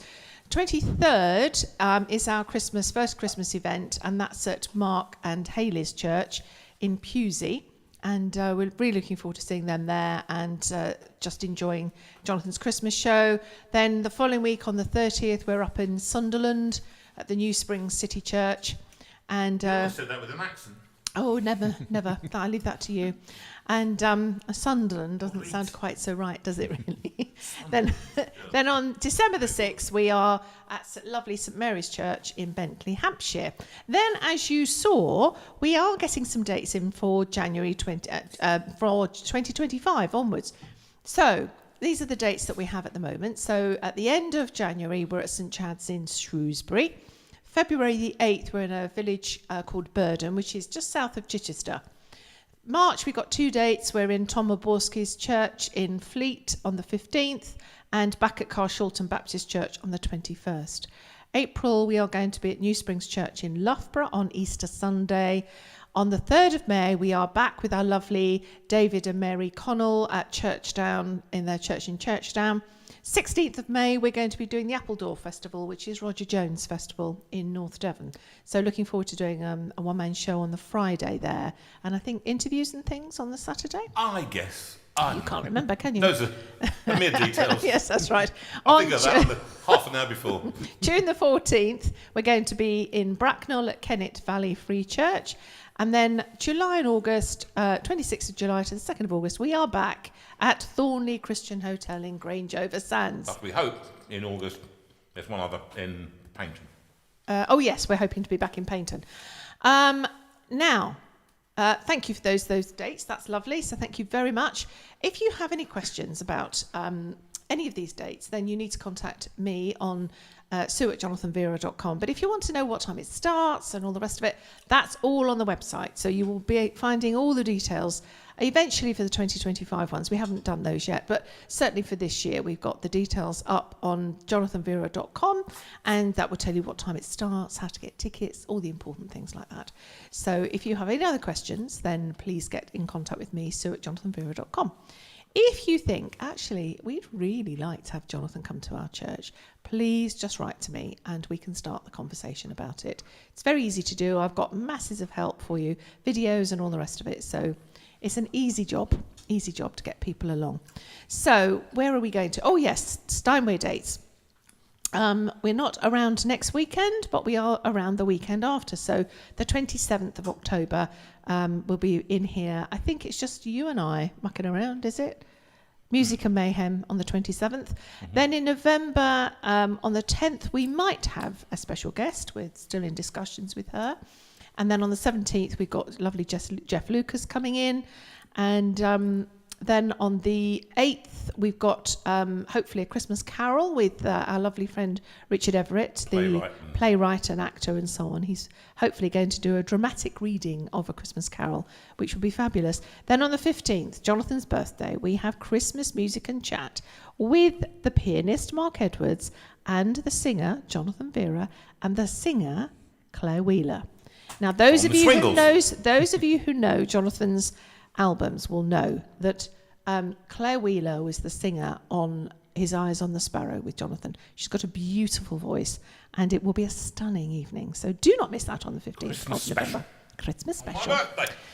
Away day is what I want to talk about next. Sorry, Rachel. Can we go back to away day? We did the other bit, so away day is what I want. So the 20th of November, we have our community away day at St Catherine's Parmore, which is Stuart Macready's place. Well, not his personal place. He works there. It's a nice place. Yes, it's a nice place to have Stuart. And it's a beautiful place, and it's very peaceful until we all arrive. But yes, it's a very beautiful, very peaceful place, and it's a lovely place to wander around and enjoy. The food is glorious, and if you haven't thought about joining us, please consider it, because it is great to be together and just chat together and have time to talk and actually meet people face to face. And Jonathan's been working hard to get a very different programme together, using different people from within our JV community together. So that would be lovely to have you there. We have a few places left, so please go on there and have a little look, or write to me about it, and I shall take it from there. Day places particularly. Yes, day places in particular. Now, yes, I do want to mention about the JV community, actually, because we have quite a few people who are visiting, having just met us at previous concerts, particularly people from Aintree and people from Greenwich, people that we've met at various concerts recently. And if you haven't joined the JV community, please do so. It's a Facebook group, and it's very kind, and it's very helpful, and it's just a very positive place to be. So please look into joining the JV Community Facebook group. You'll be asked a couple of questions about how you first came across Jonathan and so on, just so that we know that you're not and that you agree a to the robot. guidelines of being And that you nice agree and to courteous the yes, to everybody. agree to the That's guidelines all. of being courteous and kind to one another and so on. So if you haven't joined already, please do so. So I think I'm going to stop there. And just to say, can you put me on screen, please? Yes, you're coming Which on is screen, don't worry. obviously we come to quickly, very quickly. It's the You've Got a Friend Trust, or Got a Friend Trust, as it's known. Anybody who has need out there right now and is in, it's hard. Some people have people to ask, family, friends, things like that. Some people, they don't have anybody to ask, and that's where You've Got a Friend Trust has always kicked in. And Adrian is waiting for your contact, and if you feel too embarrassed, you don't know who he is, contact me. I'll put you in contact with him.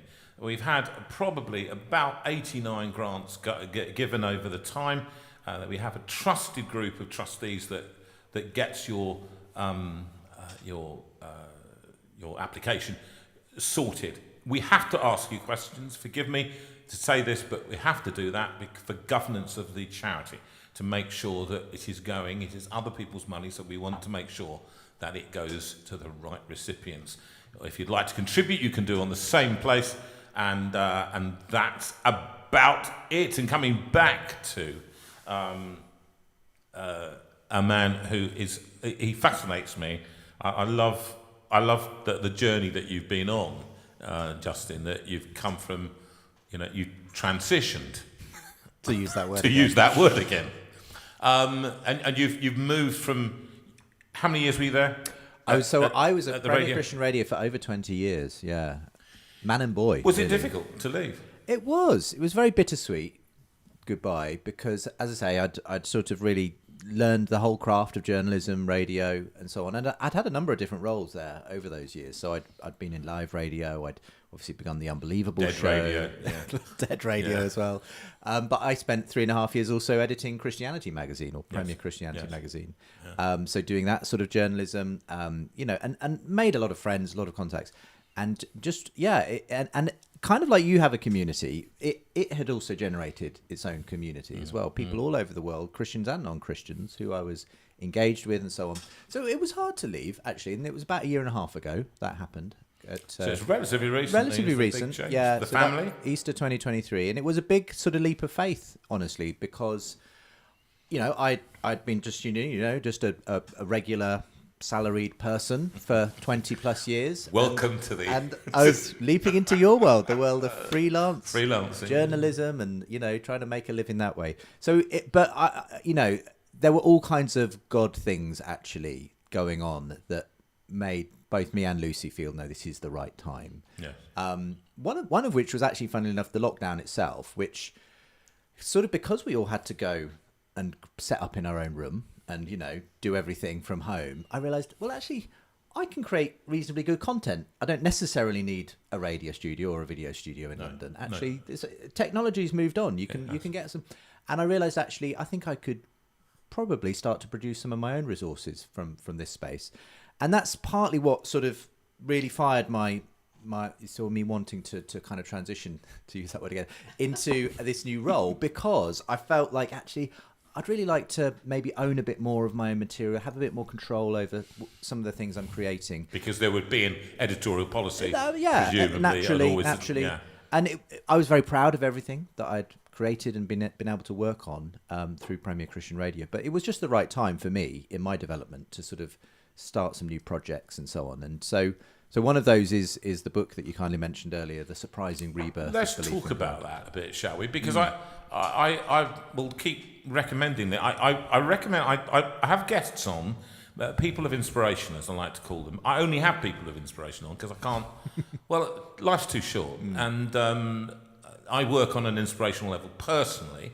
I teach at that level because that's how I find I get results. There can be other people who teach theoretically, and but academically, and I'm persuaded that inspiration helps. It helps the sugar. It's a spoonful of sugar. Yeah, helps absolutely. That theoretical go down.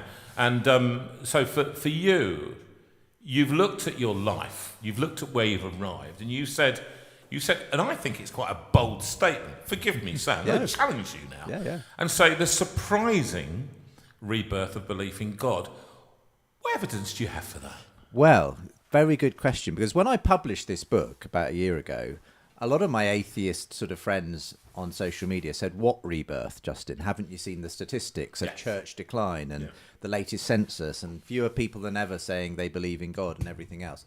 And I don't, in a sense, argue with those statistics, actually. And we live in a very post-Christian culture.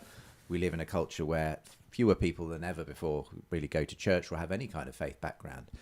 And yet, I was also noticing something had changed in the last few years. So I started these conversations on faith in the heyday of what's sometimes called New Atheism. Just to explain that, it was this very dogmatic, aggressive form of non-belief that was riding high. Dawkins, so Richard Dawkins, people like Sam Harris, Christopher Hitchens, these were quite well-known public intellectuals, and they all had best-selling anti-God books. Probably Richard Dawkins' one, best known, The God Delusion.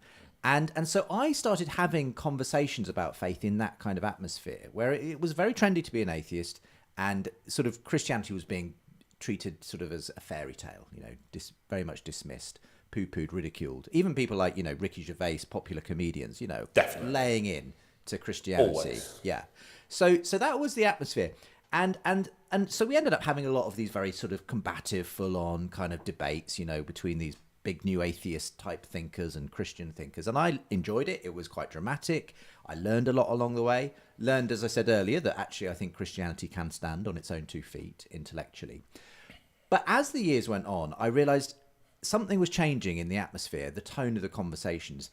More and more of the atheists I was bringing into the studio were saying, "Well, I'm not one of those rabid new atheist types, Justin. I'm not a Richard Dawkins kind of atheist."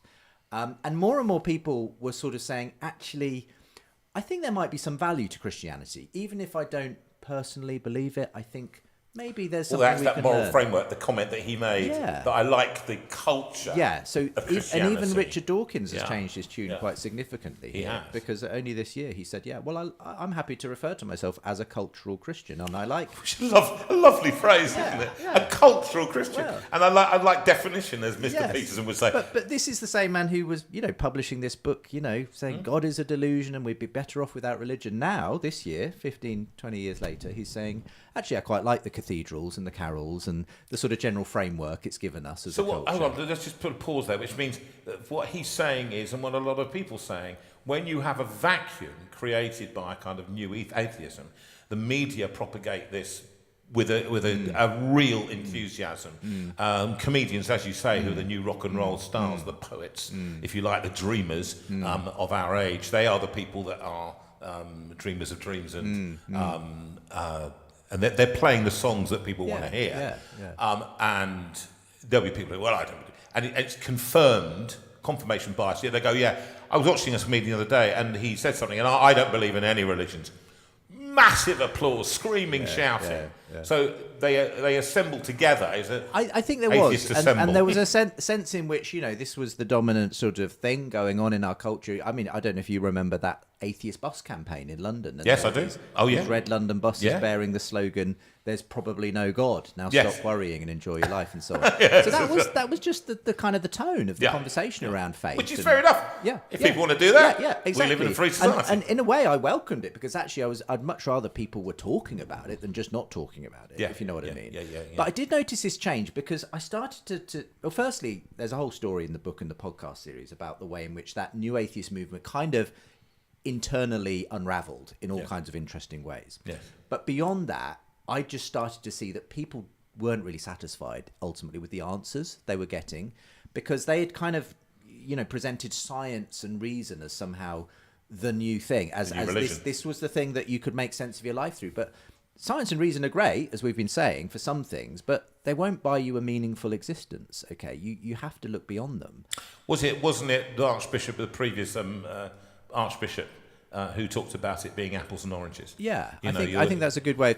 I mean, I think in a sense, I don't think they're completely different. They're complementary, I'd say, but they're giving different kinds of answers to different kinds of questions. Ultimately, science is sort of telling you the what, and faith is about the why. And for me, I just was bumping into more and more people who had kind of got dissatisfied actually with these supposedly scientific rational answers that the new atheists were offering, and saying, actually, I need more than that. And I started to bump into, as I say, a lot of these still non-Christian thinkers and intellectuals, but who were suddenly reevaluating whether we can live without something like the Christian story. So I started to feature on my show people like the Canadian psychologist Jordan Peterson, for instance. And very formidable intellect. An interesting guy, somewhat controversial character in some ways, but someone who was, when I had him on my show in 2018, drawing thousands of people, young people, to fill out auditoriums for 2 or 3 hour lectures on, of all things, the Book of Genesis. And this was the kind of thing some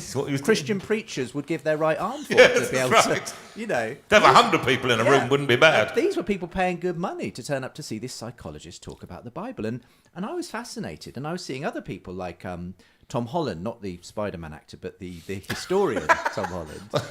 We can go for the Spider-Man actor as well, I'm sure. I like Tom Holland, the Spider-Man actor too. But this Tom Holland, the historian, co-hosts probably the most popular history podcast in the world. The Rest is History. Yes. And I've had the privilege of several conversations with him over the last few years. And again, he's a fascinating thinker, because he wrote this best-selling book, Dominion, which basically charted the way in which, as a historian, he'd come to realise that all of his values, all of the things he held most dear about equality, dignity, compassion, freedom, progress, none of them came actually from the Greeks and the Romans, the people he'd spent his life studying, because they had a completely alien sort of way of life to his own. And they didn't come from science and atheism either. He realised all of those things he valued most about life came from Christianity, came specifically from Jesus Christ. And the way he put it to me in a conversation was, look, Justin, I struggle to believe in Christianity, but in almost every other way, I am actually a Christian. It's just we've lost sight of the fact that so many of the things that shape us are essentially Christian. So I was having more and more of these conversations, again, with these people who weren't necessarily Christians, but who were saying, actually, what are we losing as we lose the Christian story? And these people were opening the door, I found, to other people to take Christianity seriously again. So I was meeting all these, especially young men, interestingly, suddenly saying, well, I used to be a fan of Dawkins and the New Atheists, but actually I've started listening to Jordan Peterson now, or I've been influenced by Tom Holland, or all these other people who started to come out of the woodwork. And on top of that, I also started to bump into some really interesting stories of people coming to faith, adult converts, surprising people you wouldn't necessarily have expected or predicted. And I put it all together and I said, I think something's changed in the culture in the last few years. This new atheist moment has fizzled out. Yes. It has. It's kind of it didn't deliver on its promises. And as you said, what's come in its place is a kind of a void, because as we've rejected the Christian story in the West, it's left a sort of space But, a vacuum, nature aboard where a vacuum. journos talk about, they talk all the time, I don't know what's going on here. Sheila Fogarty, she said, I don't know what to say about this. I don't know, where has this evil come from, or where has where's this behaviour come from, or where has, why have we lost the structure and the infrastructure of our society? And I think people don't realise how much actually you do need a story to make sense of life. And for generations, whether people realised it or not, the Christian story gave them the foundation for their life. It gave them a sense of their meaning, their purpose, their identity. If you take that away, the question is, well, what do we replace it with? Yes. Atheism didn't have a story. It was just a sort of you're an accident. that was it really. Yeah. And so people have started to try and replace it with all kinds of other stories. They're very often political stories. They're stories around, identity, things that are kind of treated almost as sacrosanct. Yes. But none of them will do the job because they all end up bashing up against each other. We get the culture wars. We get people just unsatisfied. We get, frankly, a meaning crisis. Yes. And a mental health crisis. Which is what we've got in profusion. It's not just COVID. Yeah. I took my daughter, my son and his lovely 7-year-old Poppy to the circus yesterday, down the Zippo Circus, just up the road. It's fantastic. I mean, the little ones, you just absolutely adore it. And she's been 3 years in the trot. She loved it. And I've got just lovely memories now of her laughing at the clown with a big balloon on his head. And it will just stay with me forever. And do you know what was interesting, though? That we bought a big bucket of popcorn and a massive bag of candy floss. And it occurred to me that belief in these ideas is very much like that. They seem so fat when you buy them. They're enormous. When you get down to brass tacks, they all dissolve into one tiny little essence of a bag of sugar. And that's what this candy floss, massive though it looked, and it looked so deep, and you could plunge into it. It's like a cloud, and it just disappears. And I just thought, this is, for me, as we tour the country and we talk to people, and I'm becoming more bold, I have to say, as I get older, and as I then come towards my end more, I'm thinking, actually, people need something to live by, live with, live for.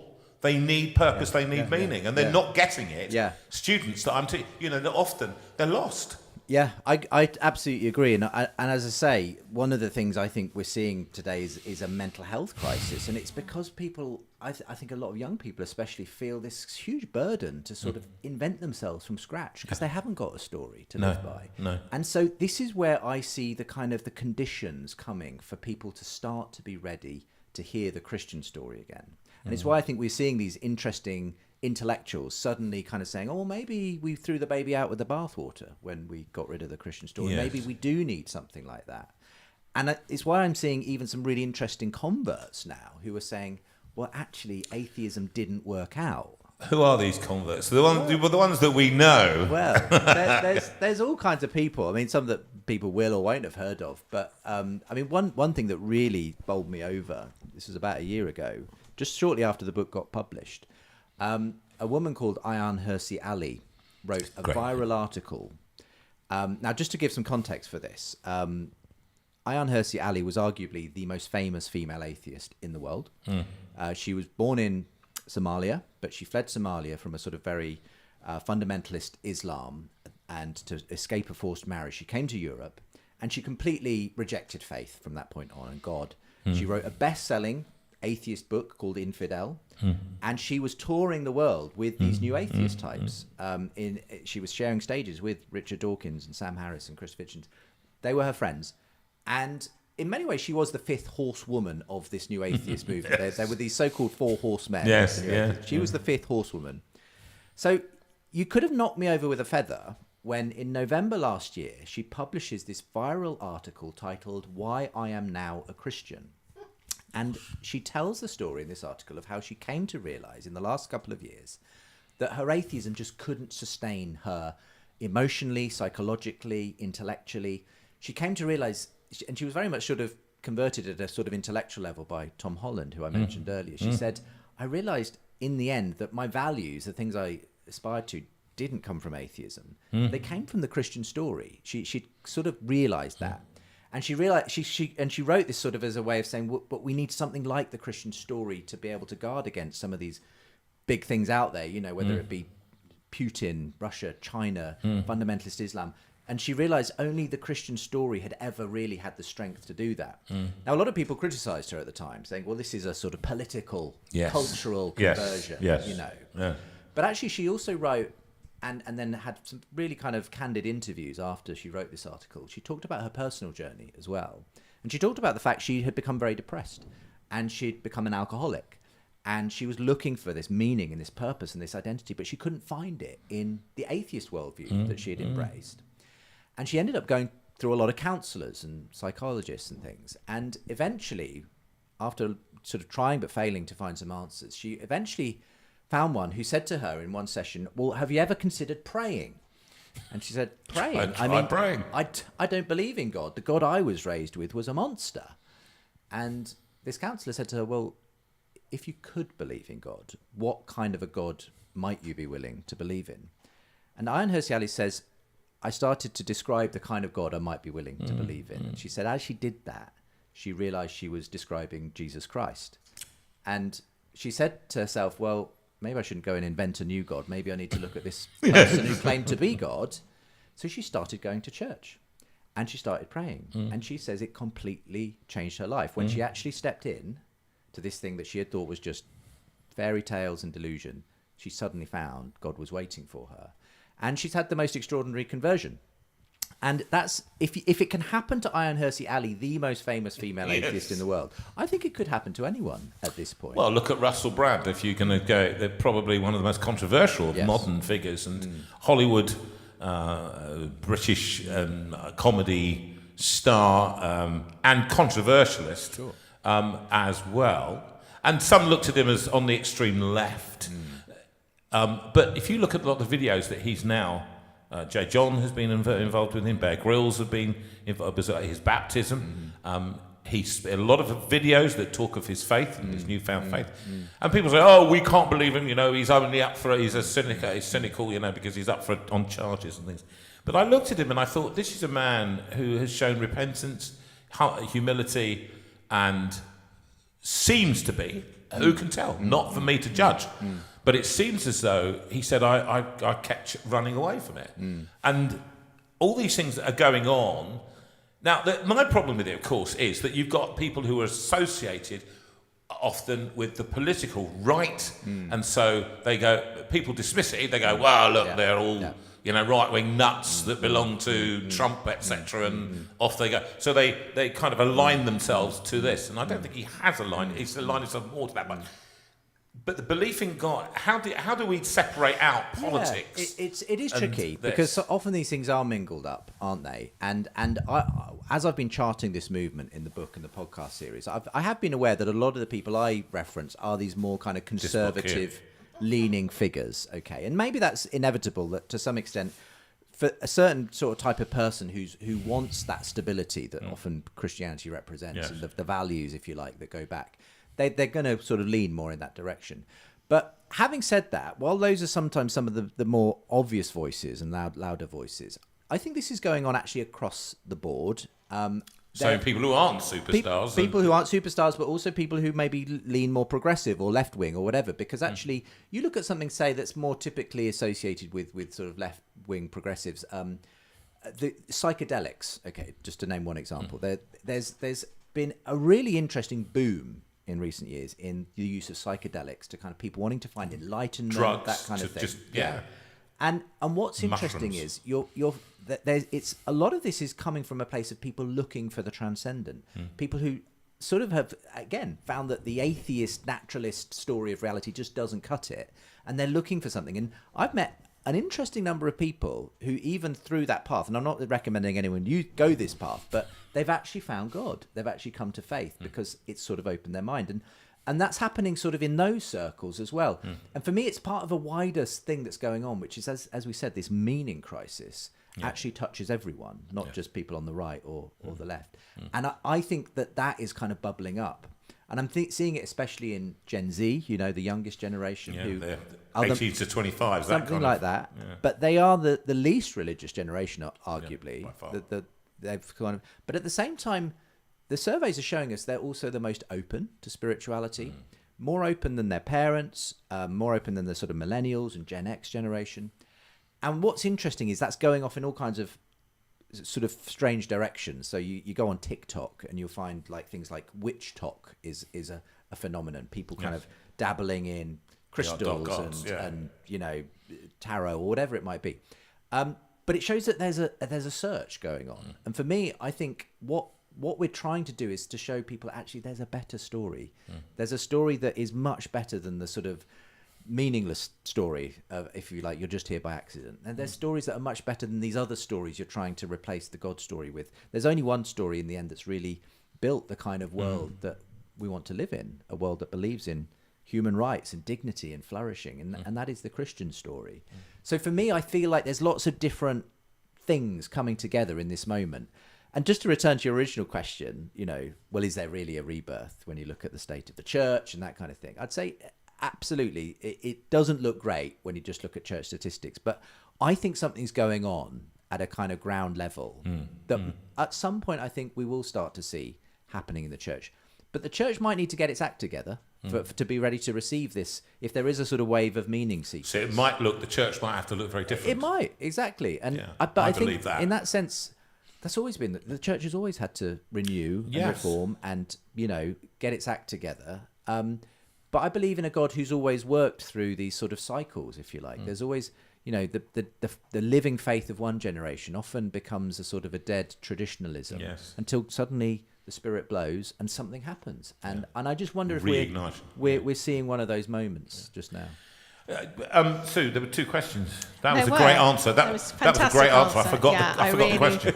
I really like that, actually. Very good, a lot of people have responded to that a lot. So, sorry, they're not very easy to answer questions, but I'm going to give them to you. So John Bound said, how do we cope with someone who insists that the world was created in 6 physical days and thinks you're not a Christian if you don't share that opinion? Wow. Yeah, so this is the viewpoint that's sometimes called young earth creationism, the view that what Genesis describes, you know, as the creation in 6 days is literally 6 24-hour days. How do you respond to someone who says you're not a Christian if you don't believe that? I would just say that, as far as I'm aware, you know, when Jesus said to become a follower of his, he didn't, in the small print, say, and you have to believe in this very particular interpretation of the first couple of chapters of Genesis. Okay, being a Christian is simply being a follower of Jesus, believing absolutely that he died for you, that he was raised for you, and that he's the Lord of your life. And those are the kind of the core things. Now, we can agree to disagree on a heck of a lot of other things, actually, and still call each other brothers and sisters in Christ if we're Christians. A lot of these things, these issues, I would say, are secondary issues, ultimately. They might be important to have a perspective on, but they're not core to Christianity, if you like. So I know Christians who, you know, are absolutely committed Christ followers who believe in a completely, you know, old earth, evolutionary perspective on the way life came to be. I know Christians who are somewhere in the middle, who have a so-called old earth creationist view, who are sort of skeptical of evolution, but still believe we live in this very old... I know young earth creationists. And I can call them all my brothers and sisters in Christ. We happen to disagree on the particulars of how it came to be. So I just think you just have to understand that there is this kind of diversity, and it's okay. We need to be, certainly agree on the things that are core and central, but we need to be charitable about the things that it's okay to disagree about. That's a good answer. Excellent. And Gareth said there are some people who believe that we will all go to heaven because God will never reject anyone, or even after death, those who have rejected God will change their mind. How does that do justice to people who have chosen to say they don't believe? So in other words, Christians who won't accept people saying no to God. Okay, can you just read it for me one more time, would you, okay. Sue? Just 'cause I don't want to make sure I get. I need to get this right in my head. So there are some people who believe that we will all go to heaven because God will never reject anyone. So we sometimes call that universalism. Okay. That's right. Yeah. Okay. Even after death, that those who have rejected God will change their mind. Okay. How does that do justice to people who have chosen to say they don't believe? In other words, Christians who won't accept that people are saying no to God. They're saying that God's going to change them. I mean, so many of these questions are things that we can sort of try to answer on this side of eternity, but I think ultimately we're always going to be, to some extent, dealing with a mystery. Okay, and God, I'm quite happy for God to be the ultimate judge of how this all works out in the end, because he's much bigger and better at judging these things than I ever will be. What I would say is that, again, I've got friends who take different perspectives on what that is all about, what happens at the moment of death, and can the mercy of God. Yeah, and does someone have to have sort of prayed the sinner's prayer and become a Christian in this life to make sure that they, enjoy eternity with Jesus? Or is there some way in which even those who perhaps never said that or recognized Jesus may still find God's mercy is there for them because actually their heart was somehow in the right place? Ultimately, I, as I say, I'm happy to leave that to God in the end. I believe God will be absolutely just and absolutely merciful, because that is the nature and character of God. And far more just and merciful than I could ever be myself. What I will say is that I think that we might be surprised at who we meet in the end. Okay, and I've always liked the way that C.S. Lewis put it in his final book of the Chronicles of Narnia. He has this wonderful scene in which the children and a lot of the animals and things from Narnia are going through this stable door, and it's a picture of the final judgment. Okay, and the children are surprised to find when they go through one of the enemy soldiers from the who worship the god Tash, Emeth, and they say they weren't expecting to find you here, and but you get this wonderful scene in which Aslan says to Emeth, I saw your heart, essentially, and every good deed you did for Tash, you were actually doing for me. And every time you looked for truth, you were looking for me. And I think there's something in that, personally. I think, actually, God is able to see into people's hearts in the ways we can't possibly. And that gives me hope, actually, that actually there is a sense in which I'm not in any way being a sort of. The problem is people can hear this and think, "Oh, you're just a sort of some kind of universalist who just thinks it doesn't make any difference." I think Jesus is the way, the truth, the life. But I think we'll be surprised at how many people ultimately recognise Jesus on that final day as the way, the truth, and the life. The Bible actually seems to be quite clear at all. It says, "It's not all who call Lord, Lord will will enter the kingdom of heaven, but he who does the will of my Father in heaven." When you feed the poor, when we quote this is the basis on what this is all about: sheep and goats. The whole thing about when you saw me naked, and as much as you've done it to the least of my brethren, you've done it unto me. What is God looking for? He's looking for the Old Testament verse to seek. To seek justice, love mercy, and walk humbly with your God. Yeah. What is required? We've layered what's required. The sinner's prayer, to accept Jesus Christ as our Lord and Saviour. There's nowhere in the Bible that ever says that. Well, I think obviously it's the work of a lifetime doing that. And it's about much more than just saying a set of words. I mean, anyone can say a set of words, but God sees the heart. The one thing I'll say, just to sort of, is that at the same time, I'm not what you would call a universalist. No. Okay. No. But again, I've got Christian friends who are, and that's fine. But I do believe that some people can choose against God, can choose that they don't want to be part of God's kingdom. Yes. And I think God honours that. If that's ultimate, if someone doesn't want God, then God isn't going to force them, And for me, I think on that final day, there will be people who say, I don't want this. I can't, I want to be my own God in the end. And for me, there's a famous phrase again by C.S. Lewis who says, in the end, there is the person who says, thy will be done, or the person to whom God says, thy will be done. And in that sense, for those who ultimately say no, it's a self-imposed thing, I think. It's not that God consigns you somewhere. It's that actually everyone chooses ultimately whether they want Jesus or not. That's a very, very good, provocative, absolutely, and short and unsure answer. The questioner was very happy with your answer. Okay.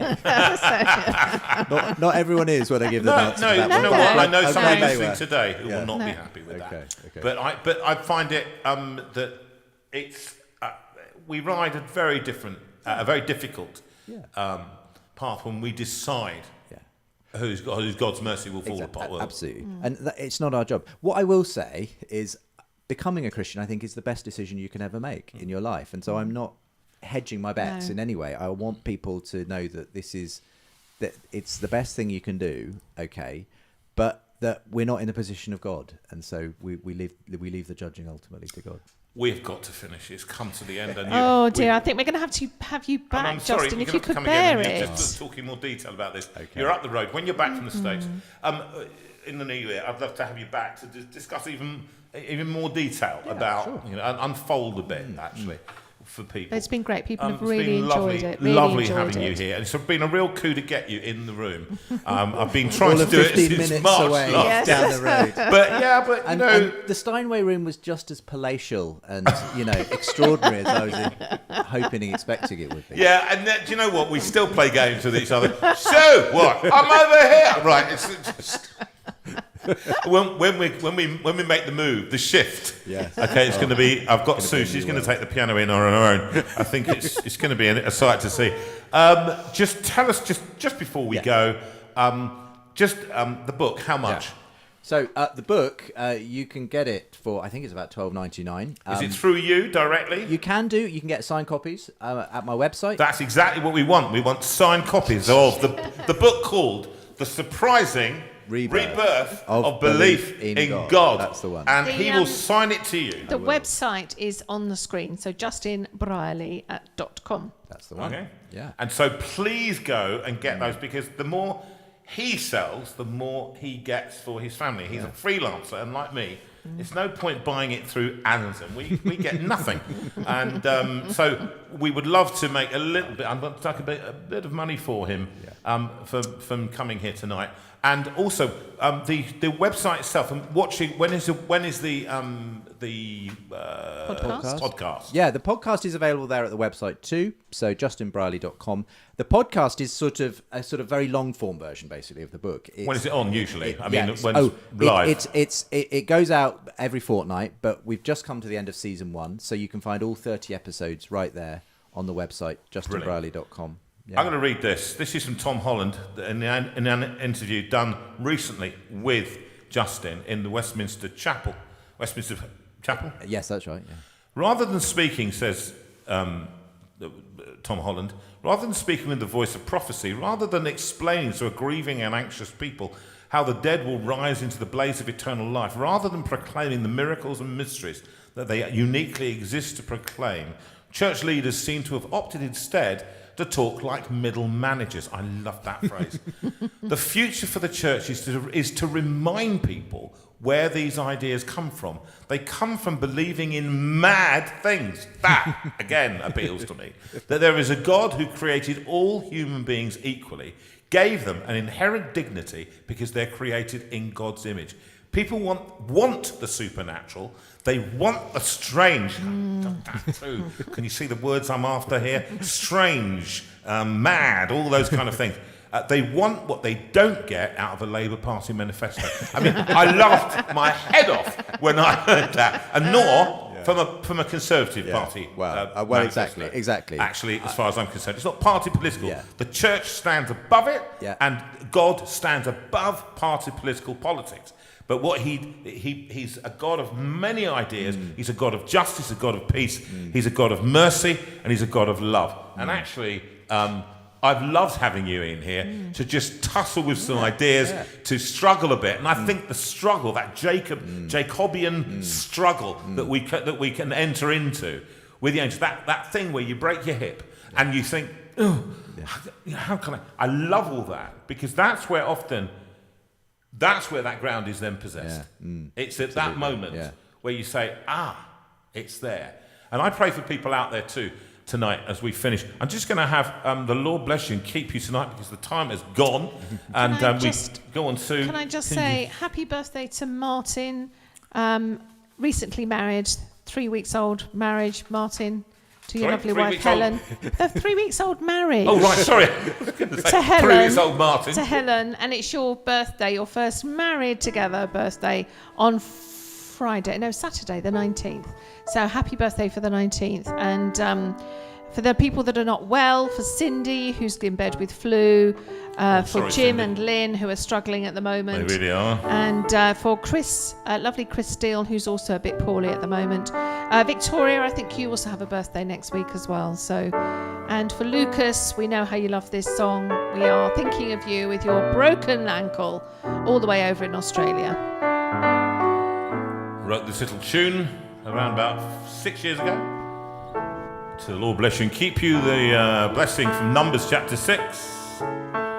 And this will be the last thing tonight. And it's been a pleasure having you in, Justin. Thank you so much. Thank you to your dear wife for letting you go and your kids on a Sunday evening when you should be at home watching the TV. Thank you for having me. Thank you so much for coming in. And we sing this to you. The next time we see you will be in 2 weeks' time. So until then, the Lord bless you and keep you. The Lord make his face to shine on you. The Lord bless you and keep you and give you his peace. The Lord bless you and keep you. The Lord make his face to shine on you. The Lord bless you and keep you and give you his peace and give you his peace. We think too of Carol Wadsworth, struggling with illness herself and with her Husband. The Lord bless you and keep you. The Lord turn his face toward you. The Lord bless you and keep you and be gracious to you. The Lord bless you and keep you. The Lord turn his face toward you. The Lord bless you and keep you and be gracious to you and be gracious to you.